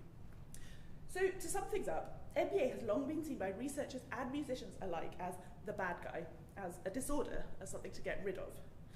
And based on this view, most approaches to managing MPA are basically about trying to get rid of it. But as I said at the beginning, the approaches we have available just aren't really working. I believe passionately that MPA is not the villain, and I believe that redefining MPA as a normal and adaptive response to perceived threat is the key to a happy and healthy life on stage. So this reconceptualization, what does it actually look like in practice? Well, When I used to think that feeling anxious meant there was something wrong, I tried everything possible to get rid of it, which didn't work. It actually just made it a lot worse. Once I understood that my anxiety is a very well-meaning, if overzealous, protector, it completely changed the way I work with it. So today's theme is how can performance science help musicians? So I'd like to share with you the strategies I've developed from my research to return to performing and to love what I do again. So here's my top tips, my MPA toolbox. Number 1, develop an MPA signature. So if we understand why MPA happens, how it shows up, and how we tend to respond, we can prepare accordingly. I call this my MPA signature. So for me, I know exactly how it will affect me and how I tend to respond, and then I can put the strategies in place accordingly. So if you're curious about how to cope better with MPA, have a go at developing your own signature. What are your favourite symptoms, and what sort of strategy might help most? Knowing what to expect and practicing the skills to manage MPA can make a huge difference to how you feel. Number 2, anxiety is not your enemy. Even though it can feel absolutely awful, anxiety is a biologically adaptive response which has ensured human survival for millennia. MPA is just your brain telling you it doesn't feel safe and doing what it evolved to do. So that leads us to number 3, how do we learn to feel safe on stage? Befriend your nervous system. Get to know it, make friends, thank it for keeping you safe from threat. My nervous system is called Clarence, and when I'm feeling particularly anxious, I pause, I remind myself that anxiety is protective, and I talk to Clarence, and I reassure him literally like I would my 2-year-old. I sit on stage and I say, thank you, Clarence, for having my back. I know you've got my best interests at heart, and truly thank you. But I've got this, I can take it from here. And then I move my focus back to the music. So my last tip is practice focusing. What do you want to pay attention to in performance? One of the trickiest things about anxiety is that it hijacks focus. So all of our focus goes on worrying about what might go wrong. The most powerful antidote I found is to be really, really intentional about where I want my focus to be on stage. So maybe the colour of the sound I want to make, or listening to the oboe counter melody, or communicating the character, whatever it might be. Learning to move your focus at will like a flashlight is a game changer on stage. And I want to be really clear and honest with you all for a second. I still get very anxious. Last week I was playing co-principal cello with a major orchestra, and just as rehearsal was about to start, I checked my phone and there was a notification on Instagram about Flourish saying, meet our speakers. I thought, oh my God, I'm supposed to be talking about managing performance anxiety. I'm so freaking anxious right now. I'm a complete fraud. And that wasn't really a very nice feeling. But, however many years ago, that would have just gone into a complete spiral, and that would have been that. But at that moment, I panicked for maybe 20 seconds, and then I remembered that I know what anxiety is, and I don't need to be afraid of it. I thanked my nervous system for having my back, and then I played. So to finish with, I'd just like to share a few key takeaways. Anxiety is not your enemy, it's just your brain telling you it doesn't feel safe. Everyone experiences MPA differently because we all have a totally different history. Anxiety is a totally normal and adaptive response to perceived threat, and what matters is how we respond to it.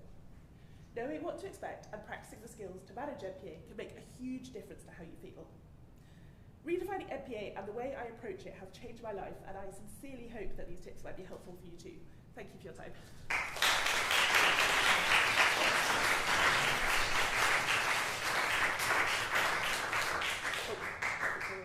Questions? That means questions. I feel like I can talk to you about this all day, so research is quite similar, and I completely can empathise that, it's really rough when you research performance anxiety, then you yourself see your performance anxiety. It's a fun loop. Bad teeth. It's a little bit. Anyway, so we actually got time for a few questions, so anybody would like to jump in?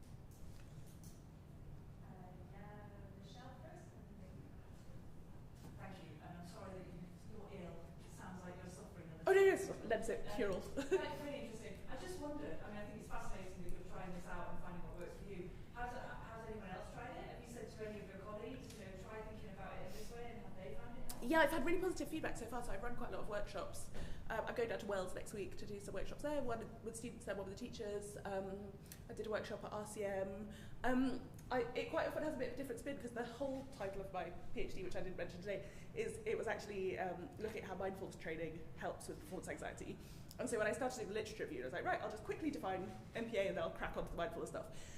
And then 4 years later, I it just was one of those things. So actually the strategies mostly have come from the mindfulness research that I've done. And so when I do workshops, that's kind of what I focus on. So acceptance, turning towards, cognitive diffusion, those kind of strategies. And they have been really helpful. And then the next stage of the PhD will be designing an intervention and sort of rolling it out.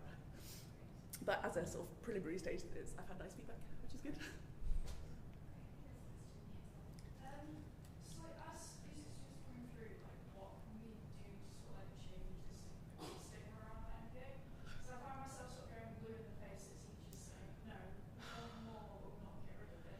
Oh, you're so right. Exposure is weirdly one of the most sort of trotted out strategies, and there's really no evidence to support it. Like, if you're exposing yourself more and more to performance, but really having problems, you're just kind of increasing the problems. I mean, when I was sort of at my busiest performing, I was doing like 5 or 6 concerts a week, and it did not help. It was just not good at all. I think in terms of the stigma, talking about it, I think is really the best thing. And it's really scary. I think when you're starting out,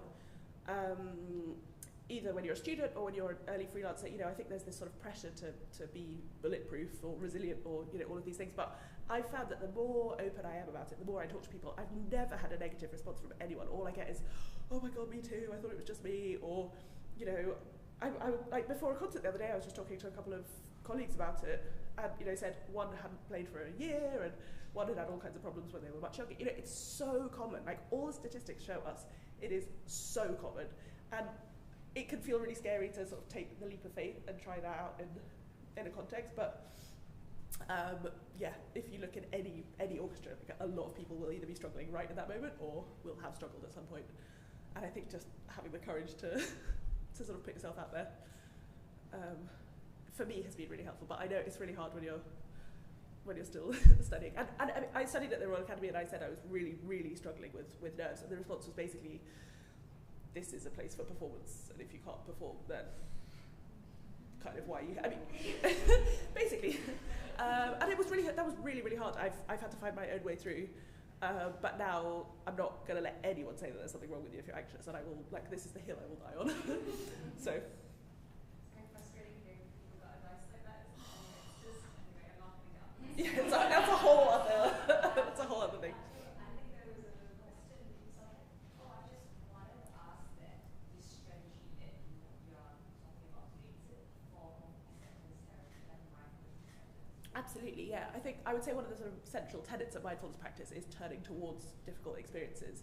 So very much unlike, say, CBT, where you're kind of reframing things. I think, you know, if, say you're feeling really anxious, and then the sort of mindfulness training would say, like, oh, anxiety is here, and then how do I work with that, and try to kind of work with it skillfully. So acceptance, turning toward, even inviting in, those are really strategies. And I think they sound really nice on paper, but they're really hard. You know, when you're feeling just not good at all, it's really hard to say, like, okay, anxiety, you know, you're here, great. Like, it doesn't feel like that all the time, but it's been a long practice, and I try and meditate every day. It's very much like part of my practice now, and I try and use it in other scenarios, you know, just constantly turning towards. Okay, anxiety, you're here, come in, have a cup of tea, fine. Yeah. We probably have time for one more quick question. Rather than in the back. It's not as much of a question as such, but I think I found it really interesting how you're focusing less on music performance anxiety itself and more our relationship to it. And yeah, it just seems to me that focusing on that, because everyone's relationship to it is going to be slightly different. And that just feels like you're empowering people to be more agent of change with their own relationship to it. Oh, I love the way you put that. That's really cool. Agent of change. Yeah, I think it is all about the relationship, because, you know, if you've got sweaty hands, you can't make them stop sweating. There is absolutely nothing you can do to tell your hands stop sweating. All you can do is change how you work with it. But you're right, it's a very empowering thing. And it's funny, my strategies have changed a lot over the years. So sweaty hands was always my thing. It was like thinking I'm going to drop the bow. And I did all kinds of research into, like, is there a way I can strap my bow to my hand? Like, is that a thing? It is, but I didn't do that. But my strategies used to be, like, I'd keep a glass of water by my side when I practiced, and I bought a 50 quid bow off Amazon, and then I would just dunk my hand in a glass of water and then play, and then dunk my hand. So it was just kind of constantly, like, simulating until I thought, yeah, I can do this. But now I don't do that anymore. It's more just like, yeah, I'm going to have sweaty hands. Hi, Clarence. and then just sort of on I go. So, you know, it's definitely evolved, but it's always about the relationship with the anxiety, not the anxiety. Great. Well, thank you so much. Thank you.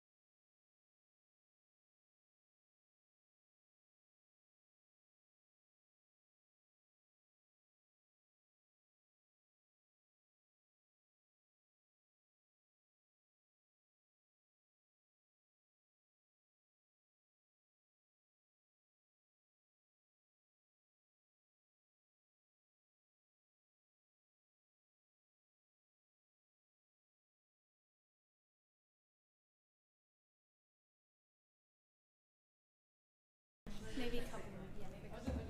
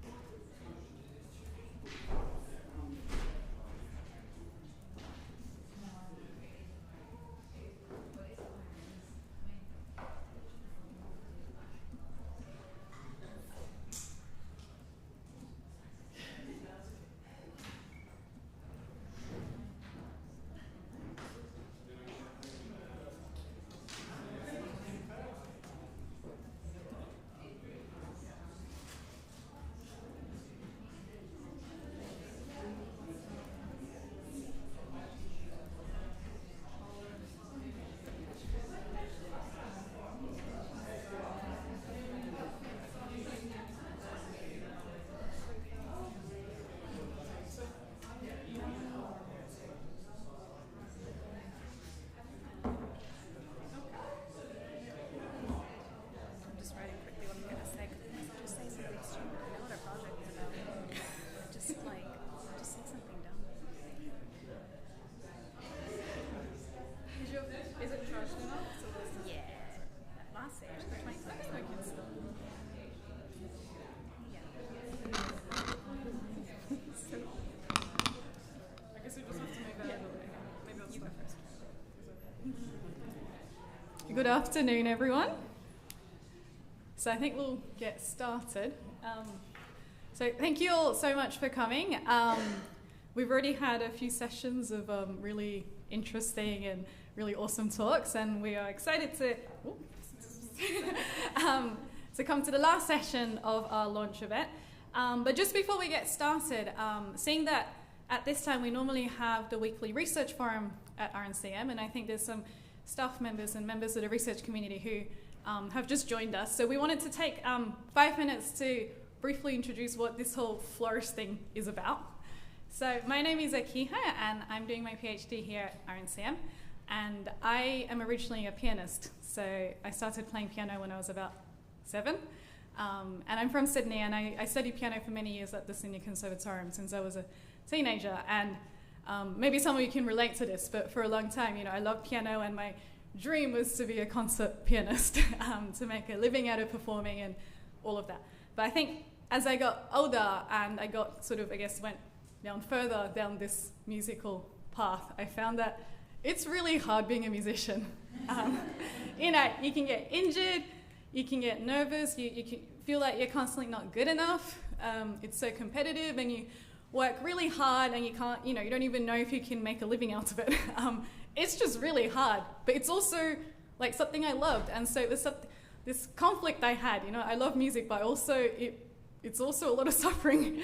And so, long story short, I kind of studied psychology in Sydney as well, which is sort of how I came to know the world of research. And through that, I kind of discovered, probably towards the end of my undergraduate music degree, that there was this whole area called performance psychology, and there was sports psychology, and all of this stuff, and found there is so much useful stuff in research that would be helpful to musicians, but I just had never heard of it during my studies in Sydney.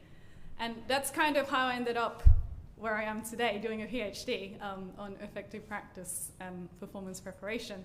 But I think I've always felt like it would be cool to do something which would bridge that gap between what's out in research and what musicians know.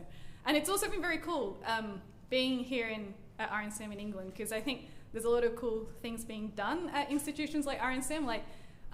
There are things being put into degrees to bridge that gap as well.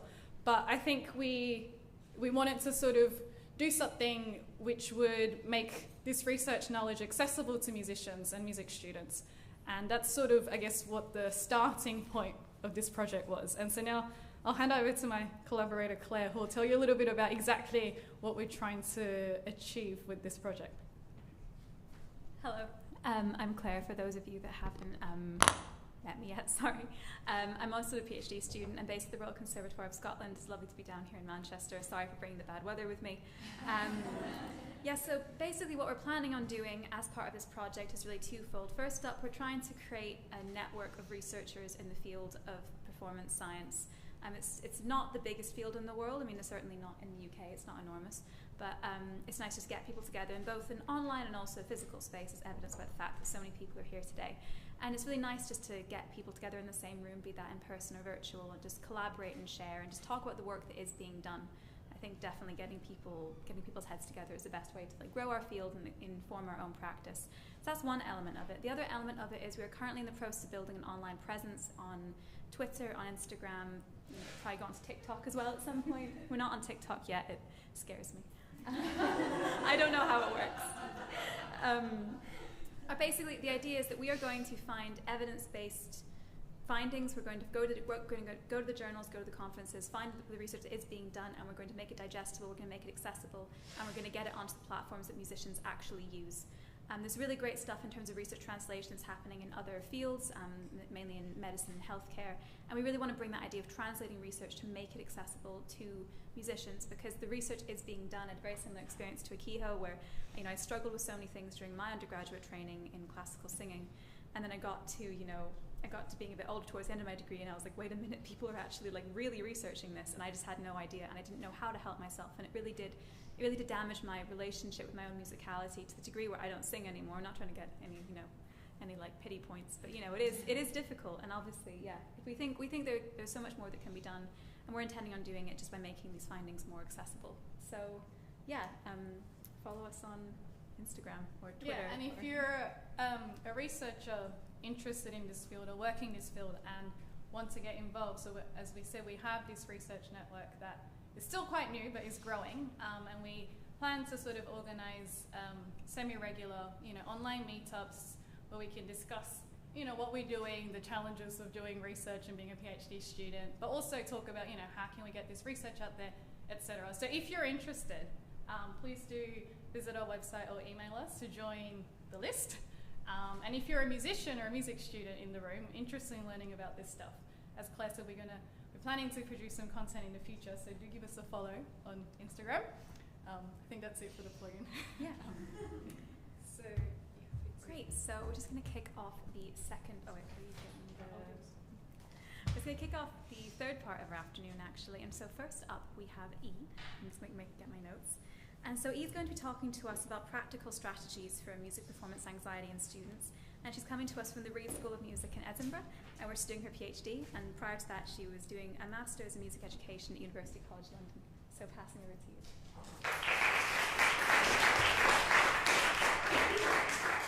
Hello everyone, it's really nice to meet you all. I'm E Wang, you can just call me E.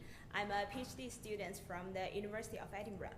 And today my presentation's topic is addressing music performance anxiety, practical strategies for music performance students. Do you feel very nervous before auditions, examinations, and competitions? Do you find yourself trembling, sweating, and struggling to catch your breath when facing an audience? Do you want to fix the mess but can't find success? If that's you, this presentation will help you. So, what is music performance anxiety? Bex actually has mentioned some, so I will just briefly go through about it. Music performance anxiety, or MPA, refers to the experience of marked and persistent anxious apprehension related to music performance. It manifested through the combination of affective, cognitive, somatic, and behavioral symptoms. The common symptoms include rapid heart rate, trembling, shallow breathing, sore throat, dry mouth, excessive sweating, acting out of control, unusual silence, and unusual talkative. So, actually, music performance anxiety can occur in a range of performance situations, but it's usually more severe in settings involving high ego investment, evaluative threat, and fear of failure, such as auditions and recitals.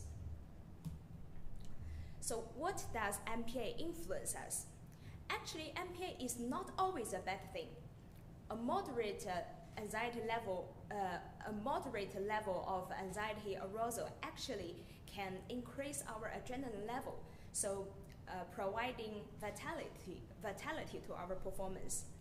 But if the performance anxiety is severe, it can it can influence our mental and physical health, influence our performance quality, influence our academic progress, and even our career development. So how should we treat it?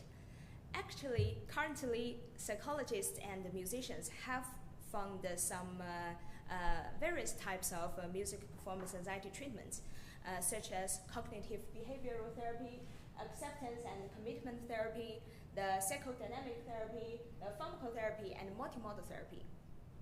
But the thing is, as university students, we might don't have the financial means or accesses to accept these professional treatments.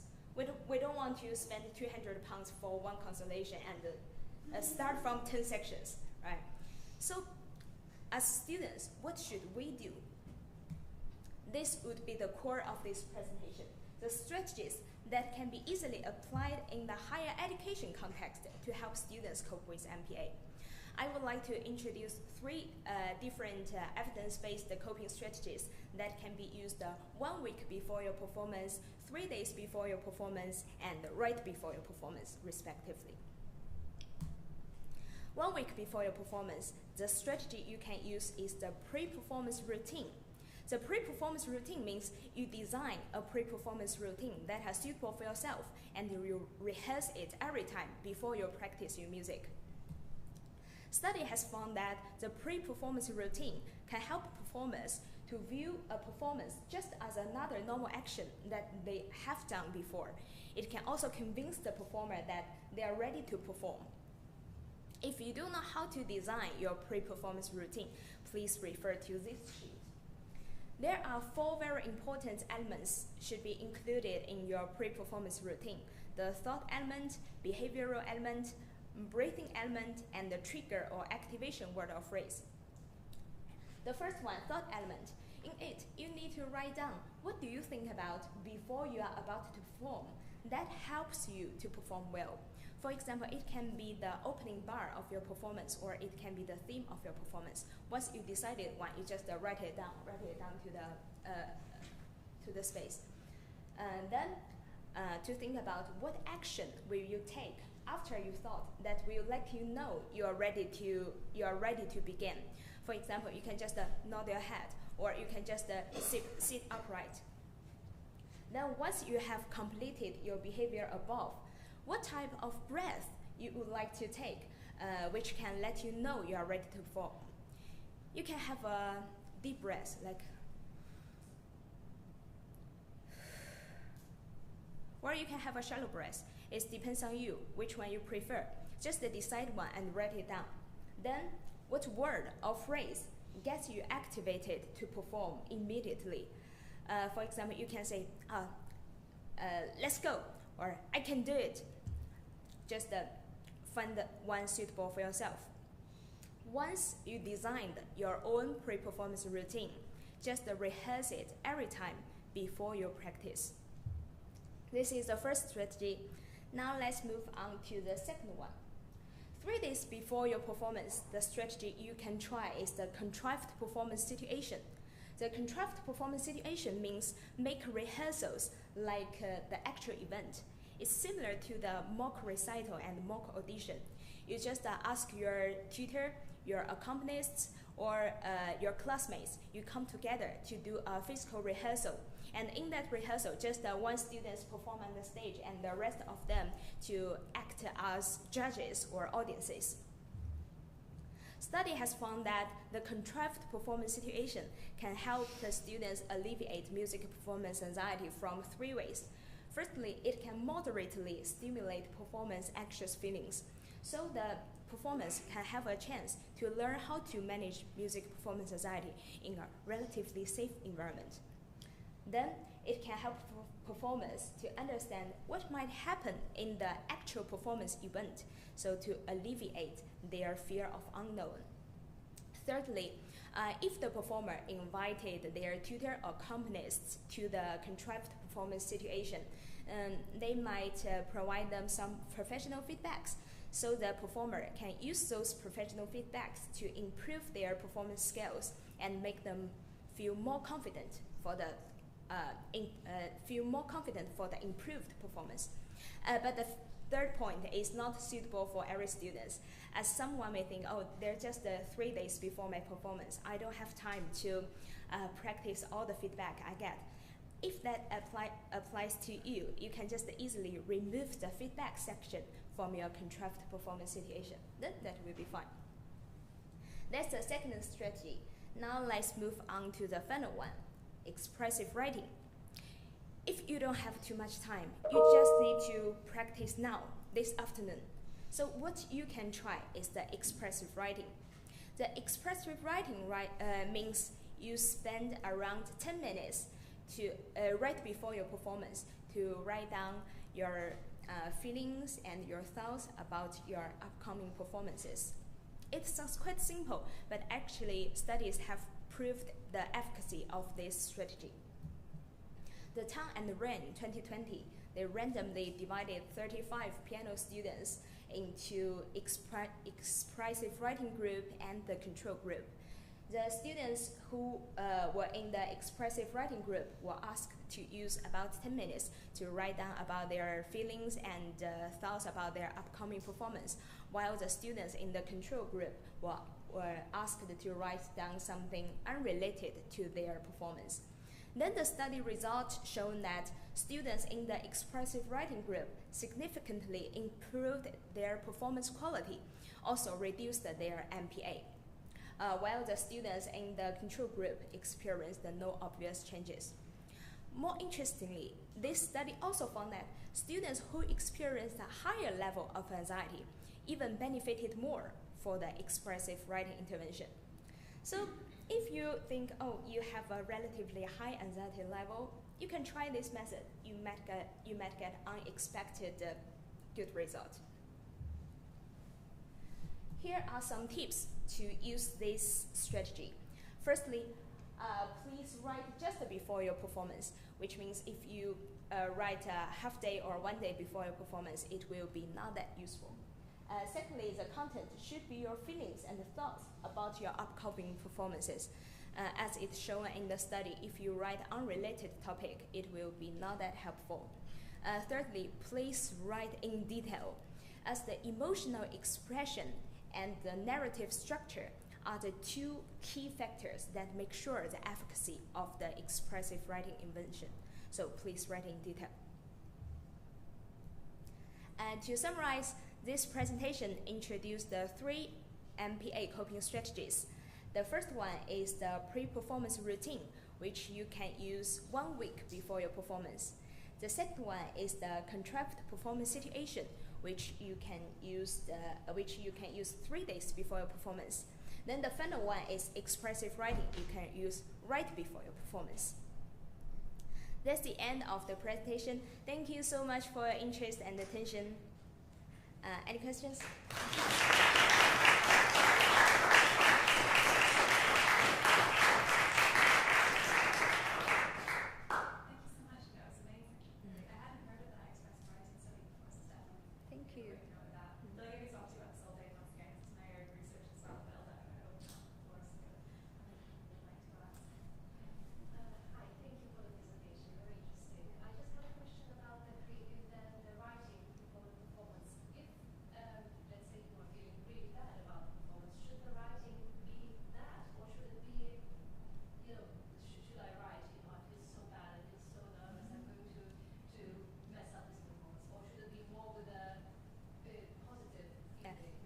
Good question. Just to be realistic, just write down what are you thinking, whatever is positive or negative, as the most important thing is the emotional express. So you can say, oh, I'm so sad, write it down. Then you will be an observer. You just jump out from your brain and observe, oh, here is a lady, she feels a bit nervous now. But you will not be influenced by this emotion. You are not controlled by the emotion. You are just the observer of your feeling.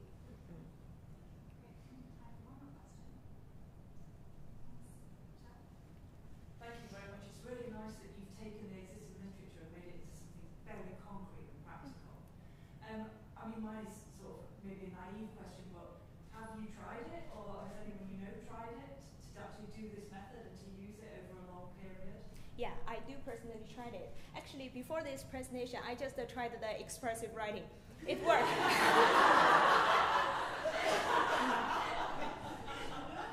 Well, you don't seem nervous. Thank you. Proof concept there.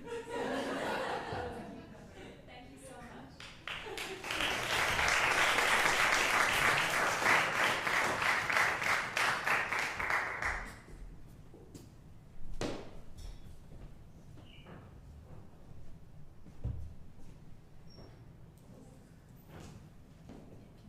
Is that okay? Yes, so next up we have Ellen.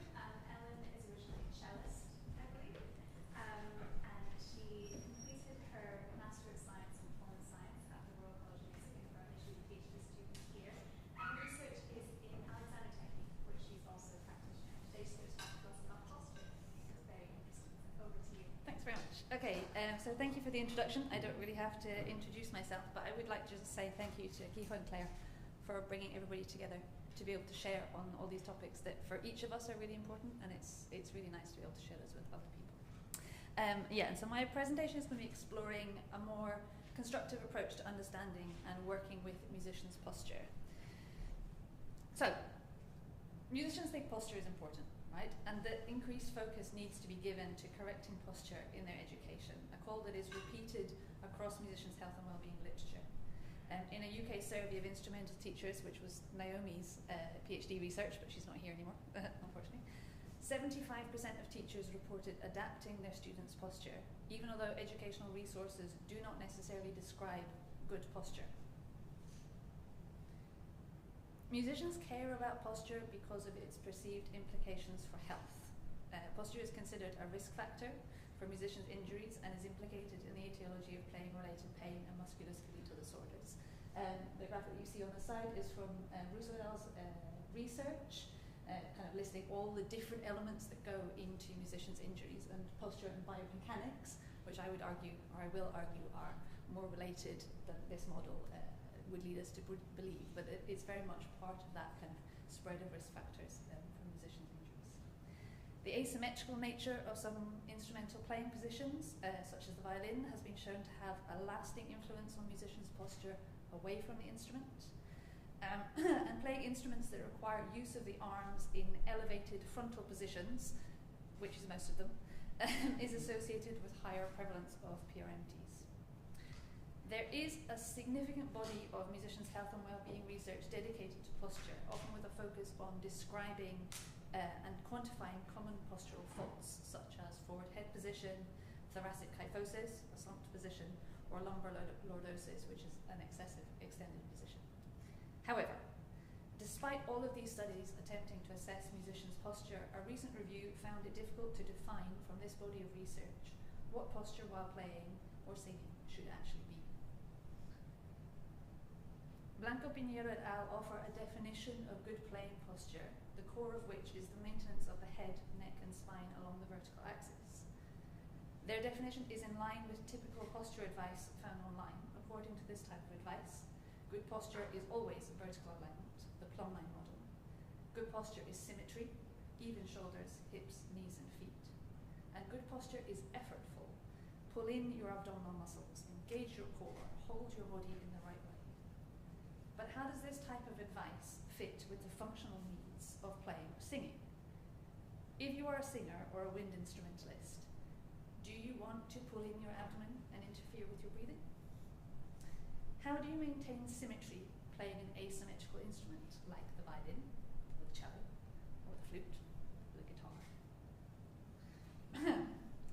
How do you stay vertically aligned when you are small and you play the double bass? From this tension between our concept of good posture and the functional reality of making music, some problematic and unhelpful language has emerged. Instruments demand unnatural postures, and despite having given their definition of ideal posture, even Blanco Pinheiro et al. Go on to say that it is incompatible with many musical instruments. Some musicians and educators choose to avoid the concept of posture altogether because of its static connotations, focusing instead on movement and on behavior. But the underlying problem here is the idea of good posture as a position that we must maintain one that we move away from and come back to whilst playing. The separation between posture and movement is completely misleading. We should think instead of posture as the other side of the movement coin. So what is posture if not a position? Well, like movement, postural control is underpinned by a neuromuscular system. The job of this system is to maintain the relative stability of body segments in response to the forces that act upon them. These forces may be static, like gravity, or supporting the weight of an instrument, or they may be transient, such as moving a bow across a string, or even just breathing in and out. Postural stability is achieved through the constant regulation of postural tone. This tonic muscle activity is not restricted to individually identifiable muscles. Rather, it is widely distributed throughout the body, and importantly, represents a tiny fraction of the maximum force potential of a muscle at only 2 to 5%. Contrary to the idea of posture as something that must be maintained through effort by engaging your core, when this system is working well, what we should register is in fact an absence of effort. And I want to make a little digression here. As part of my research here at the RNCM, I've been doing a pilot study with some of the students who are engaged in the AT lessons. And one theme that came out of the interviews was an observation of how, over time, posture, like upright posture, was like, oh, it's just happening. And how surprised the students were that that should be the case, that, well, actually this is easy to be upright. But I would argue that this is exactly what we're looking for when we are training posture. We are training it to be easy, yeah, to remove the effort from being upright. So, much of the postural stabilization process happens without our conscious awareness and in anticipation of movement. And I want to get everybody a little bit more awake, so we're going to do a little experiment. Okay, so, and it's great because you've all got desks in front of you, so where you are, I'd like you to sit holding your hands on the desk like you were playing the piano. Okay, and for this experiment you are just going to tap your index finger. One tap maybe every 3 to 4 seconds. Okay, as you do this, you should be aware of some muscular activity in your hand. You might perceive some activity in your forearm. And if you really tune in, you might perceive some activity in your upper arm or maybe even your shoulder.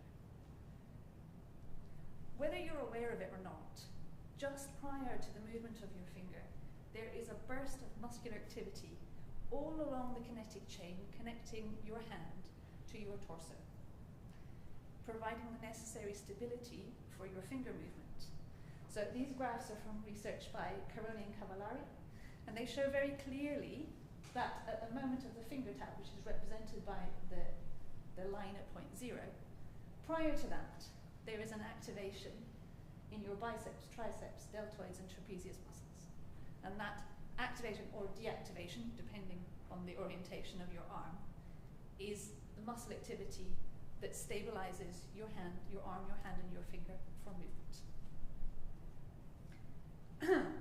So underpinning the fine motor control of your arm and finger movements is your ability to maintain the upright organization of your torso. Control of upright posture is one of 3 fundamental motor skills from which all others evolve over the lifespan.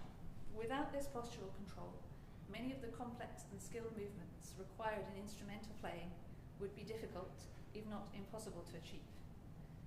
Once mastered, this motor skill becomes largely involuntary. We don't have to think about being upright. The involuntary nature of postural control is known through the study of conditions such as captocormia. A person with this condition can maintain an upright organization of the spine when instructed and using visual cues, i.e., they can do it voluntarily.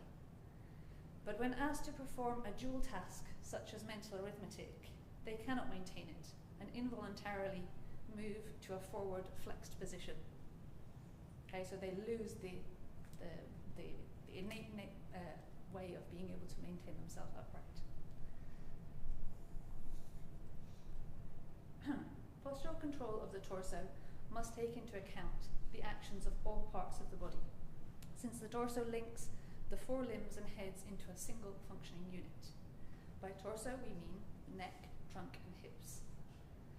While alignment of the head and spine can play a part in reducing some perturbing forces on the torso, it is impossible to maintain the body in complete vertical alignment in relation to gravity. There are also many ways of achieving alignment, not all of which reflect a dynamically functioning system of postural control. The adaptivity of postural tone through the torso is more important than spinal alignment. So what we can see here on this slide are from some research by Garfinkel et al., who are specialists in motor control research. And they have developed a novel method of quantifying postural tone, a machine called Twister. Twister exerts very small and slow rotational forces to the neck, trunk and hips and measures the resistance to those rotations. Using this method, they have demonstrated clear patterns of muscular resistance to rotations of the torso during upright stance in healthy subjects, which were consistent over time.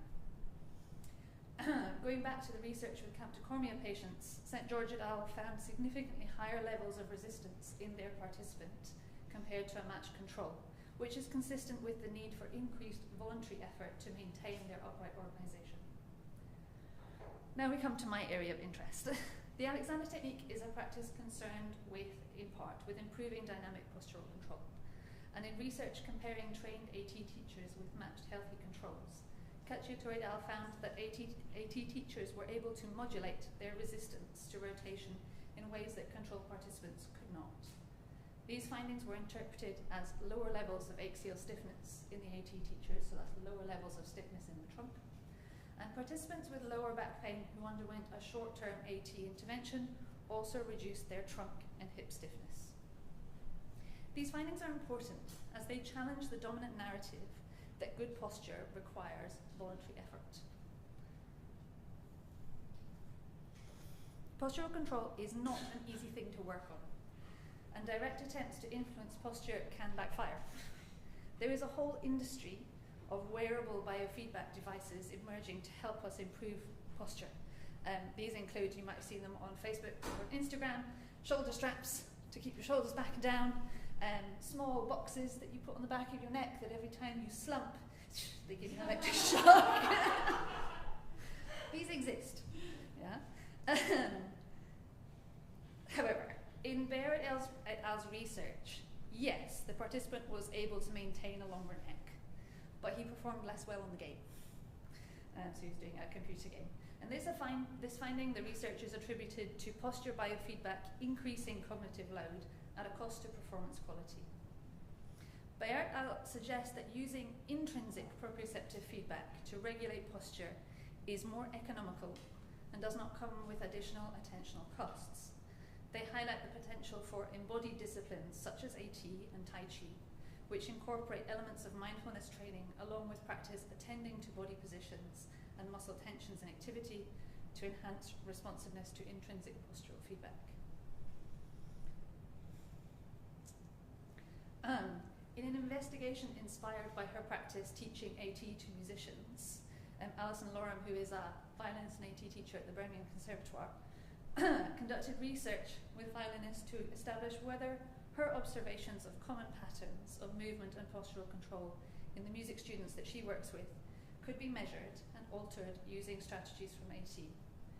Her results demonstrated muscular kinematic patterns consistent with increased axial stiffness in response to holding and playing the instrument. So in violin, these are not going to surprise us, but they involved rotations of the torso, raising of the shoulder, contracting of the head down, the kind of things that we do in order to stabilize the instrument when we're about to play. Through two interventions derived from AT, the first using ultrasound feedback to train the participants to reduce neck muscle activity, and the second involving direct verbal instruction from her to influence postural organization, the violinists were able to reduce the pattern of muscle contraction, resulting in more efficient movement throughout the body. And this was the really important finding, that they didn't talk about the movement of the arms or anything like that, but just the simple focus on reducing the activity in the neck muscles had a cascading effect throughout the whole body. The internal qualities of postural control are not necessarily obvious to an external observer, and a similar position may be maintained using different distributions of muscular tone. One way that I had this demonstrated to me experimentally was in a workshop in which I was introduced to an exercise which came from Akiho. It wasn't an Aikido class, but it fits with the Aikido philosophy of not meeting force with force, rather redirecting and neutralizing. I'm aware of time. Do we have time to do a little experiment? Yeah. Yes? Fantastic. Okay, can I have a volunteer?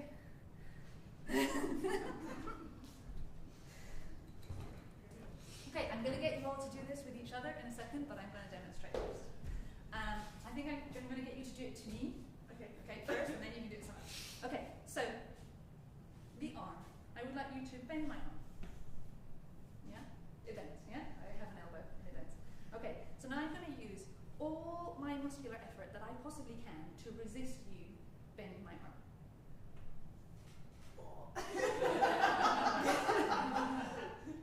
Okay, so this is our first strategy, is using muscular effort. The second strategy, I'm going to think about sending my laser fingers to Akiho like this. You don't have to actually imagine hurting other people. It could be water, it could be anything that you like. Something that has a sense of direction, okay? Okay, and I would like you to try and bend my arm again. Whoa! Yeah, that's not gonna help. Okay, so I'd like you to find yourself a partner, whoever you're sitting next to, and I would like you just to experiment with those 3 different conditions. So the first is allow somebody to bend your arm. The second is use all your power so they can't do that. And the third is simply invite a direction and see what happens.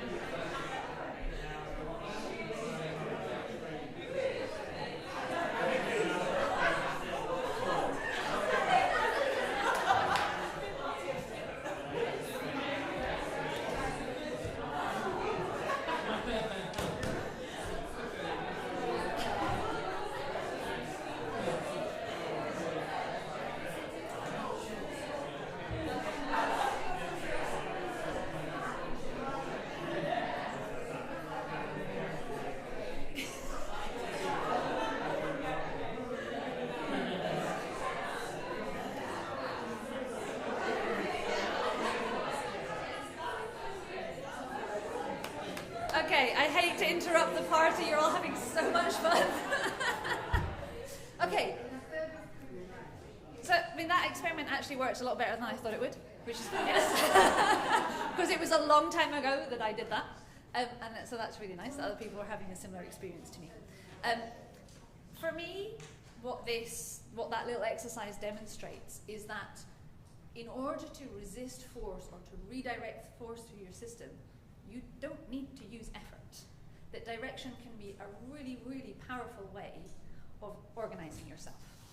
And that here we were talking about it through the arm, but the same principle functions throughout the whole body. Yeah, your arm is just a few segments joined together. Yeah? So I'm just giving you that idea of direction. So if there is one idea that I would like you to take away from this presentation, it is that posture is not a position.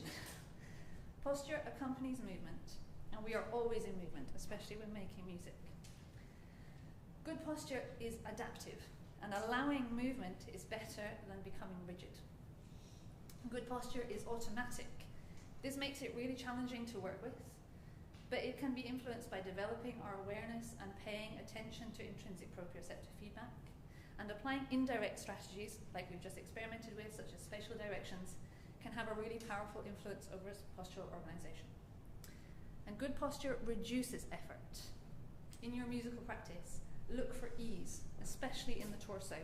You don't need to hold yourself together. Your body has evolved to do that all on its own. And if you would like to know more about the science of posture and motor control for musicians, I would recommend you check out the Posture Underground website, and there are a series of workshops with neuroscientist Tim Cacciatore and a violinist, Andrew McCann, which have really inspired this presentation. Thank you very much.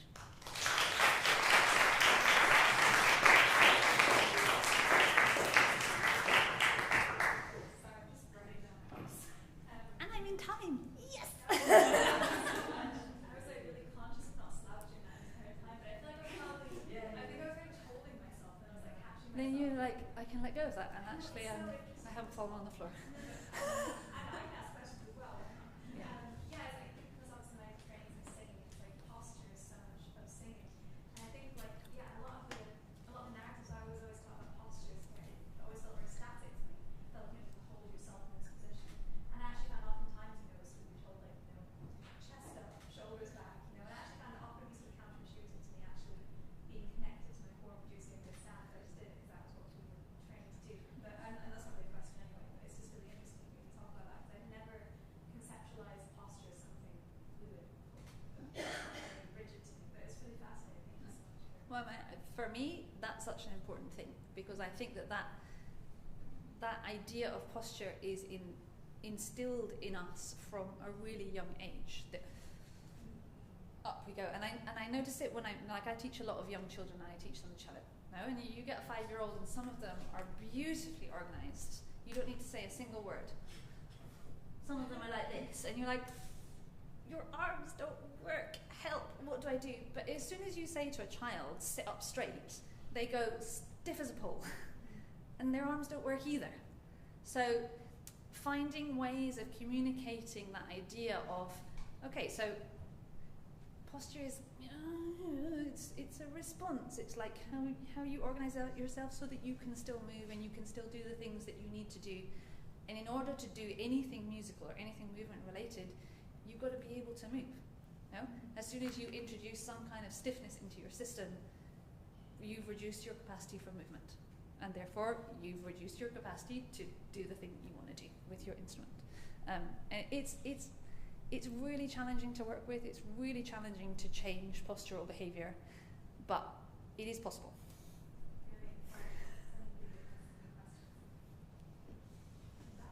Thank you. Just a very quick point. It's Moshe Feldenkrais, who, as we know, develops his own somatic approach, not dissimilar to some sense in the same kind of world, if you like. Didn't like the posture precisely for the reasons you've given. It suggests something fixed, and he talks about aperture. Okay, that it's about being in movement and using yourself well in movement. So I'm worth looking up. Yeah, I mean, I think what I was trying to do here was say that, in the world of motor control research, they do use the term posture, but they use it in this different way.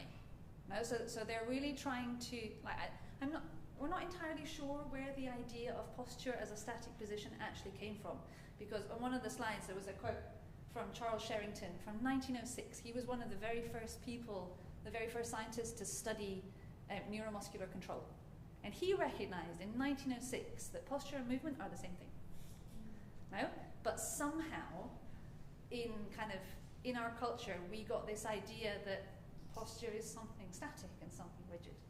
I have no idea where that came from, but there are a lot of people who work in this field who really want to change that and get, and help us understand that posture is it's a system within the body. It's not position.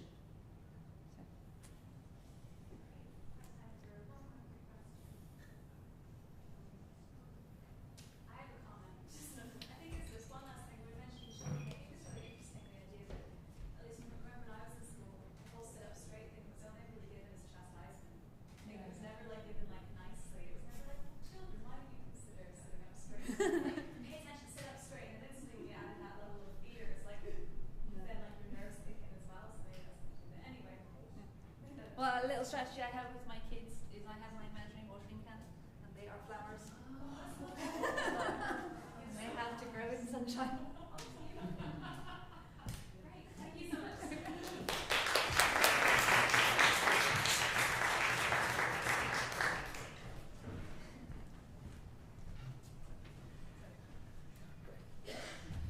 Hello.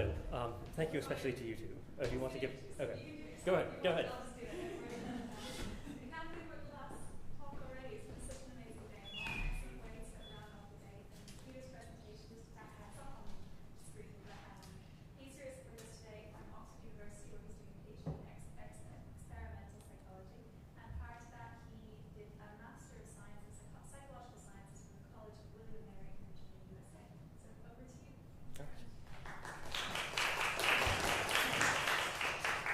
thanks very much for that introduction, and thank you to all the work you've done to put this together. It's very exciting, and I'm sure lots of these conversations will be continuing as a result of that hard work.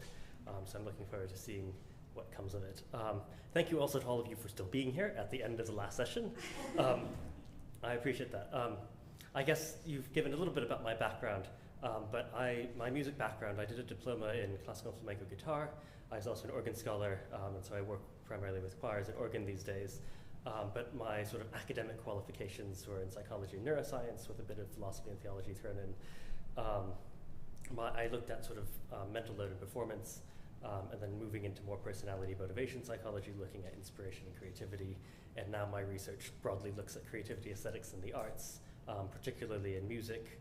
My broad project at Oxford looks at how emotion is conveyed to listeners from composers through musicians, sort of using social psychological models of interaction to look at some of the participants in this interaction that perhaps are overlooked in research that focuses largely on listeners only.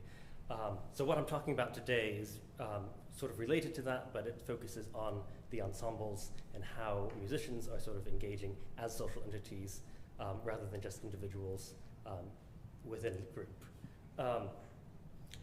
By way of preface, as a young guitarist and organist, over time I sort of came to sort of be slightly envious of my peers who were orchestral players, because I realized that there's something very special about being in an orchestra or a larger ensemble that as a primarily solo instrumentalist in both cases, I just wasn't getting.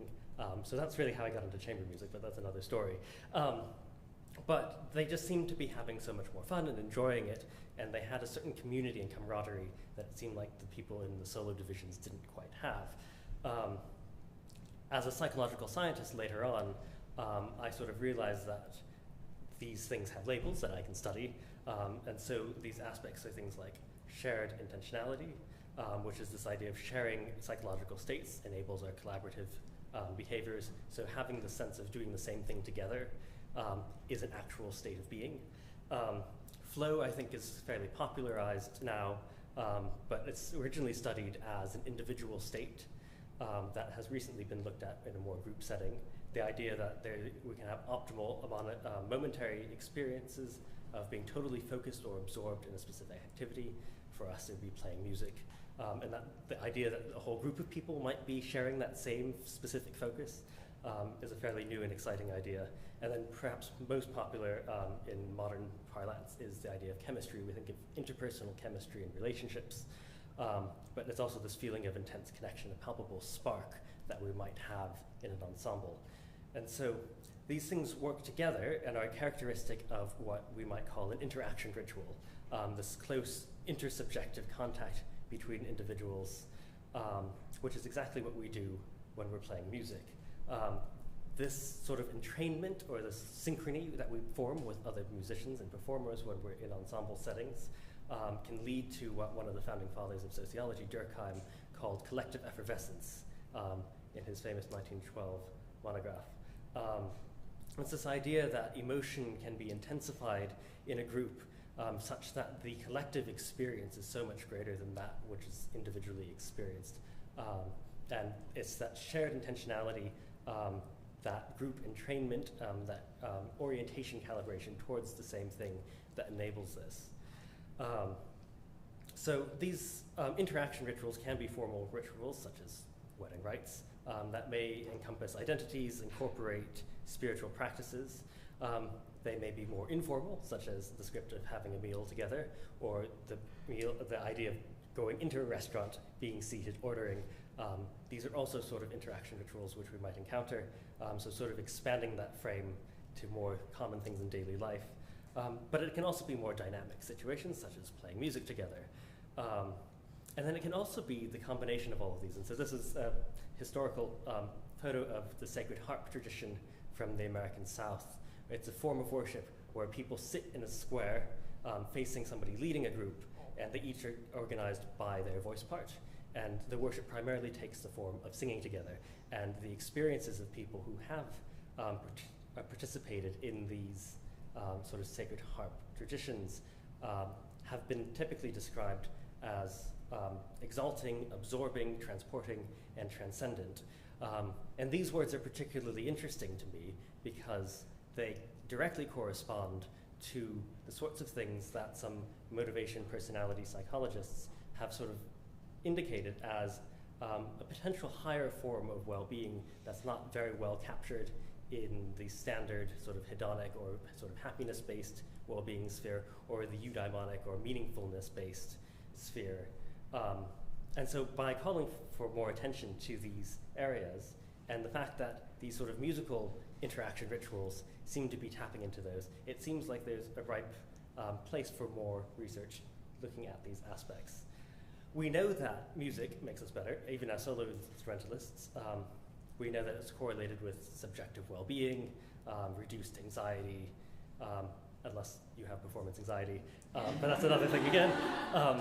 Enhanced mood, and also increased prosocial behavior even in infants as young as 14 months who, if they're bounced in rhythm with someone, they're much more likely to help them and their perceived friends than if they're bounced out of sync with someone, they're much less likely to help them. Already sort of using rhythm as a way to view in-groups and out-groups and affiliation. So that suggests that there's something about the social aspect as well. And so what we see in ensembles is that there's a sort of amplification of these benefits. So to use some insights from psychology, using a particular example from a study that looked at choral singing, we see that singing together, and it can be translated to playing music together, improves well-being more than just socially chatting. So there is a social aspect, but there's also something unique about making music, which probably has to do with this idea of entrainment. If you're breathing together, making the same motions with other people, you're connecting with them in a way that goes beyond the limits of the self, which has implications for your own well-being. This increase in well-being doesn't seem to be a result of stress reduction, which would have been indicated in these studies by a reduction in salivary cortisol, or the stress hormone, but rather it seems to be mostly attributable to an increase in oxytocin, which is sort of the love hormone, the neuropeptide that helps facilitate affiliation, and along with other similar hormones that function in different ways, like vasopressin and serotonin. But it seems that the affiliation aspect is the one that carries most of the weight in these settings. And so we have this interesting dynamic of there's this musical aspect of entrainment and synchrony and rhythm, both sort of in the musical sense, but also in the very basic motor neural sense. And then there's this social affiliative aspect. So making music together is a social experience. What does this have to do with flourishing for musicians? All of these findings seem to support theories of self-transcendent well-being, this higher form of well-being that goes beyond the limits of the self, that account for both the content of these experiences, so for example, the beauty of the music or the emotions in the music, as well as the modes of relating to those contents. So that might be the passive encounter of the audience experiencing the music that is being performed for them, or also in the case of instrumentalists and singers, that it could be this transmissive effect of sharing those emotions with their audience. This also has implications for performance anxiety, and so I'll go slightly off script and talk about this, since this is, as you say, one of the most well-discussed and well-researched, but perhaps most frustratingly hard and elusive things to grasp an answer to. It's been sort of suggested that playing music with others is a good way to get used to this idea of performing and shifting that focus away from the self. So you're not constantly monitoring yourself and the sort of mechanisms of what you're doing, but if you're thinking about the others or how the group is sort of interacting and thinking about the music as a collective, it reduces that anxiety as a result of that self-scrutiny or self-criticism, because music can serve as a way to sort of tap into the neural processes that we sort of saw in the autonomic nervous system earlier, that are already more developed because of sort of musical training. You just have to let them take over, and by sort of removing yourself as the subject, you can sort of enhance that experience. In other studies, we see that watching other players in an ensemble, but not making direct eye contact, is correlated with less coordinated and less sort of connected playing, which massively increases stress, because you're trying to compensate for not actually being able to connect with people, even if you can see their gestures. Similarly for conductors who don't make eye contact, you can see the beating patterns, and you can sort of follow, but you're feeling disconnected, and that's really affecting your sort of mental well-being. This was similar results for if you were playing from the score directly, exactly as the metronome mark says, and there's no expression at all. You feel this sense of real disconnection, which dramatically decreases the sense of well-being and stability and calmness. But what's interesting is if you completely remove those sight lines, and you have people only playing together by ear, that dramatically increased how musicians felt that this experience was intimate. And so, in a sense, if you're just listening and changing the modality of the way that you're engaging and being sort of present to the group, there's some interesting questions, I think, to be investigated there. A neuroscientist based at UCSF in California found similar results for musicians who improvise primarily. So jazz musicians were the ones he was working with. But the idea of jamming with others, you slip into that group flow and you're monitoring yourself less. And so you're experiencing much less sort of anxiety. And it also increases efficacy, which is interesting because it shows that you have it in you to be creative, and it promotes that creative efficacy. And it builds that confidence that reduces the anxiety associated. It also increases these higher states that are related to self-transcendent well-being, like insight and inspiration, both in the sort of epistemic sense of being inspired by something, so you might be inspired by somebody you're playing music with, but it's also motivational that you're inspired to do something, and so you respond in a way that's almost automatic. And this seems to increase creativity across the board. And most importantly, perhaps, to research that looks at how we can use these things as musicians. By feeling connected to others through this ensemble playing, it increases our ability to communicate and our ability to read others and sort of understand their gestures in an emotive sense. So thinking about working with people with dementia or people on the autism spectrum, being able to be connected to others through this ensemble playing means that it's easier to read and understand and promotes those social affiliative bonds. And that also improves the responsiveness in performance settings. So anyway, the act of sharing in emotional experiences of performing seems to have lots of analogs in other areas of performance science. Certainly sport has been mentioned. This idea of group flow and being involved in a team is important. Importantly, I guess, feeling this connectiveness, even in academic science, since we're looking at how science can be related to music, scientists experience very surprisingly similar aesthetic emotions with the thrill of discovery, sharing their music, or sharing their findings rather, through the process of teaching, mentoring, and publishing. And so it seems to be this idea of sharing with others, that we have these analogs to these aesthetic experiences of beauty, wonder, and awe, which also provides tantalizing questions. This is a separate stream of research that I've been involved in, and it's struck me recently that there's probably a lot of overlap between what scientists do in some ways and what we do as musicians. So anyway, these intersections of research are only just now being investigated and promise a bright future for these collaborative investigations between musicians, performance scientists, psychological scientists. As I mentioned, for now, I work primarily with composers, understanding if and how they think emotion plays a part in their work and how they communicate that to others. And then also working with the listeners, understanding how they receive that and separating the locus of emotion between what is perceived as the composer's intention and what the listener is themselves feeling. But of course, the critical element between these is the performers. And so whilst we have some of these studies under development and sort of undergoing ethical review, it'd be very interesting to hear from you and anyone else who'd be interested how we can continue to collaborate to explore perhaps some of these more well-being oriented dimensions. So I'm happy to hear from you. I'm happy to take some questions. And if you're interested in any of the sources I mentioned, I'm happy to share those with you as well. Thank you very much.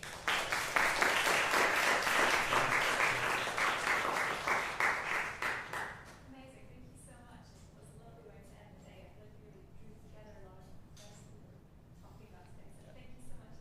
Let's open the floor to any questions. Thank you very much. I love collective effervescence. Yes. Wonderful phrase. Is it your contention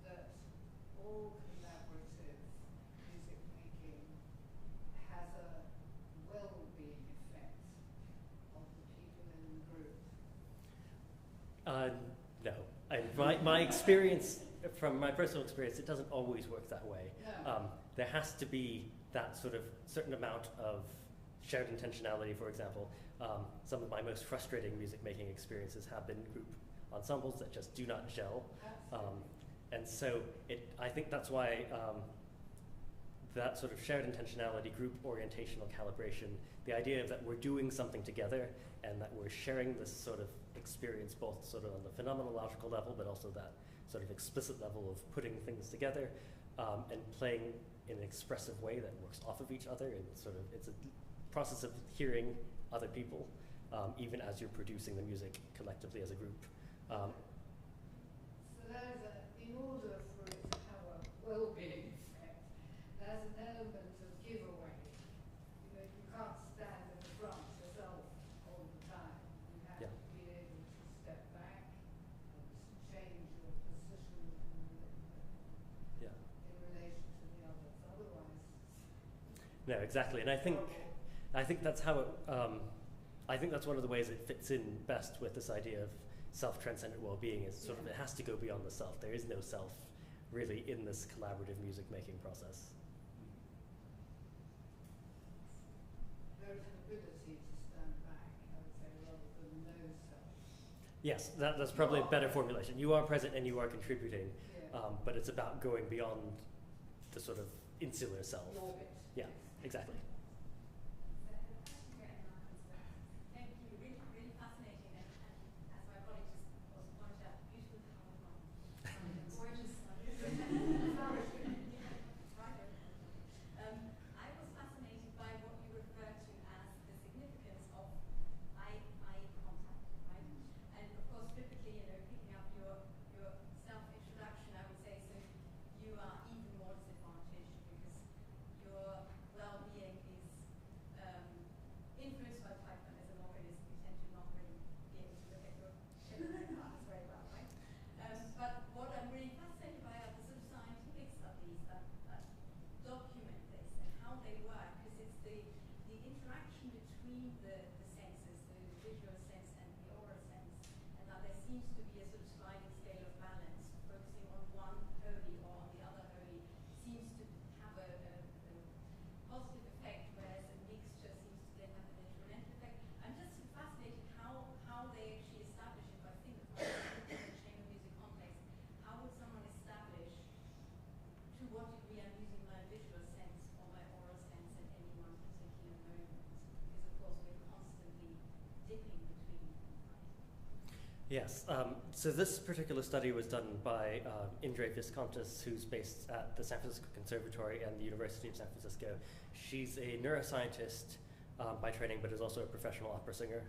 And so she's sort of ideally situated to look at this.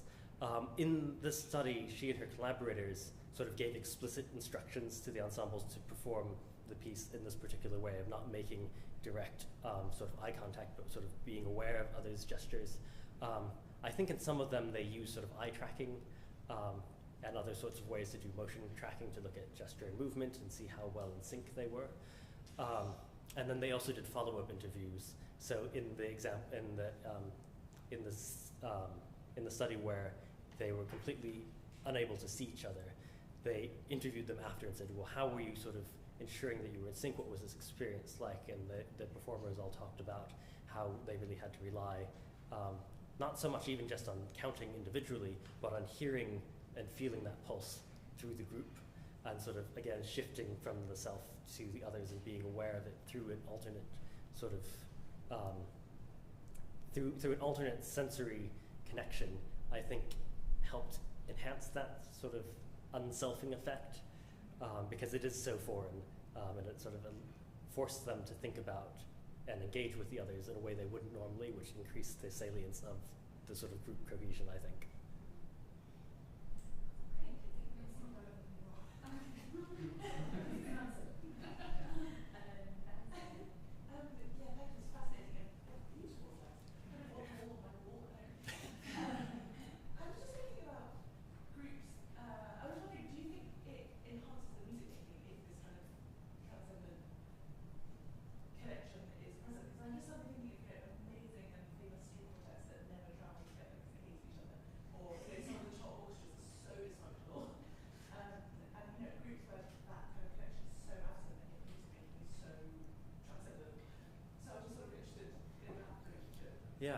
This is something that I'm quite interested in as well, actually, because it doesn't always seem to make intuitive sense. I've not been able to get first-hand data on some of these ensembles because it's sort of hard to advertise. Like, are you a dysfunctional ensemble? Would you like to participate in the study? But my sort of theoretical hypothesis would be that. I don't know if that's worse, and you've been recommended to me as a dysfunctional ensemble. Please participate. But anyway, my hypothesis would be that it has to do again with this idea that like the self-transcendent aspect is, even though you might have these personal grudges and this sort of frustration with other people, the ability to have that shared intentionality, enter into that group flow, helps you sort of remove yourself from that sort of those lower level things to those higher level affective states. So like the state of inspiration is very depersonalized in some sense, or insight. And when you enter that, you're totally absorbed in the music making task, and it sort of removes you from the sort of more nitty gritty lower states, I would imagine. That would be my guess, but that would be a very interesting thing to test. Right?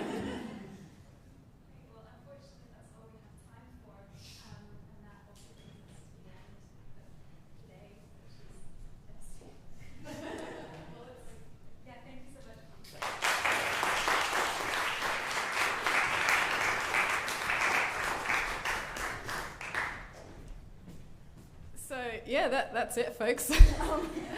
But before I let you all go, I just want to say a huge thank you to everyone for coming. If there was no one here, there wouldn't be an event.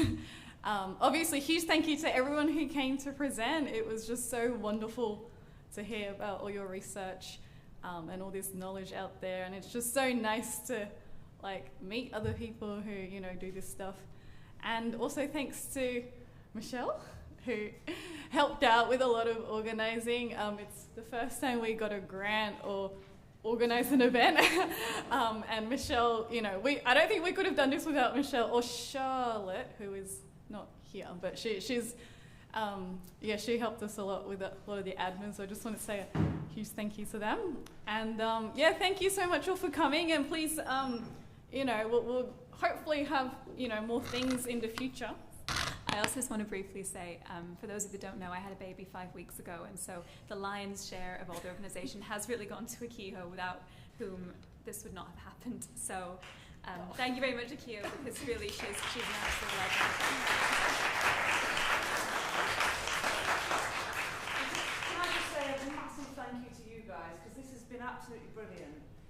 And not only have you dealt with all the logistics of doing bookings and name badges and conference bags and sound vision, this is clearly a network that will flourish and that people are interested in, and that has lots of exciting avenues that it will now go in the future. And we're really grateful that you've done this. So thank you to you guys who've just done a fantastic job of this. Brilliant. Thank you.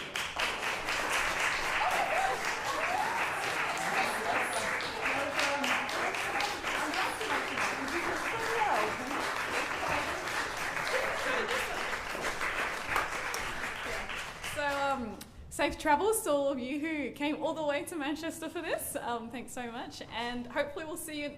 Hopefully there will be a next time, and that we'll see you next time. So watch this space. Follow us on Twitter. Yeah.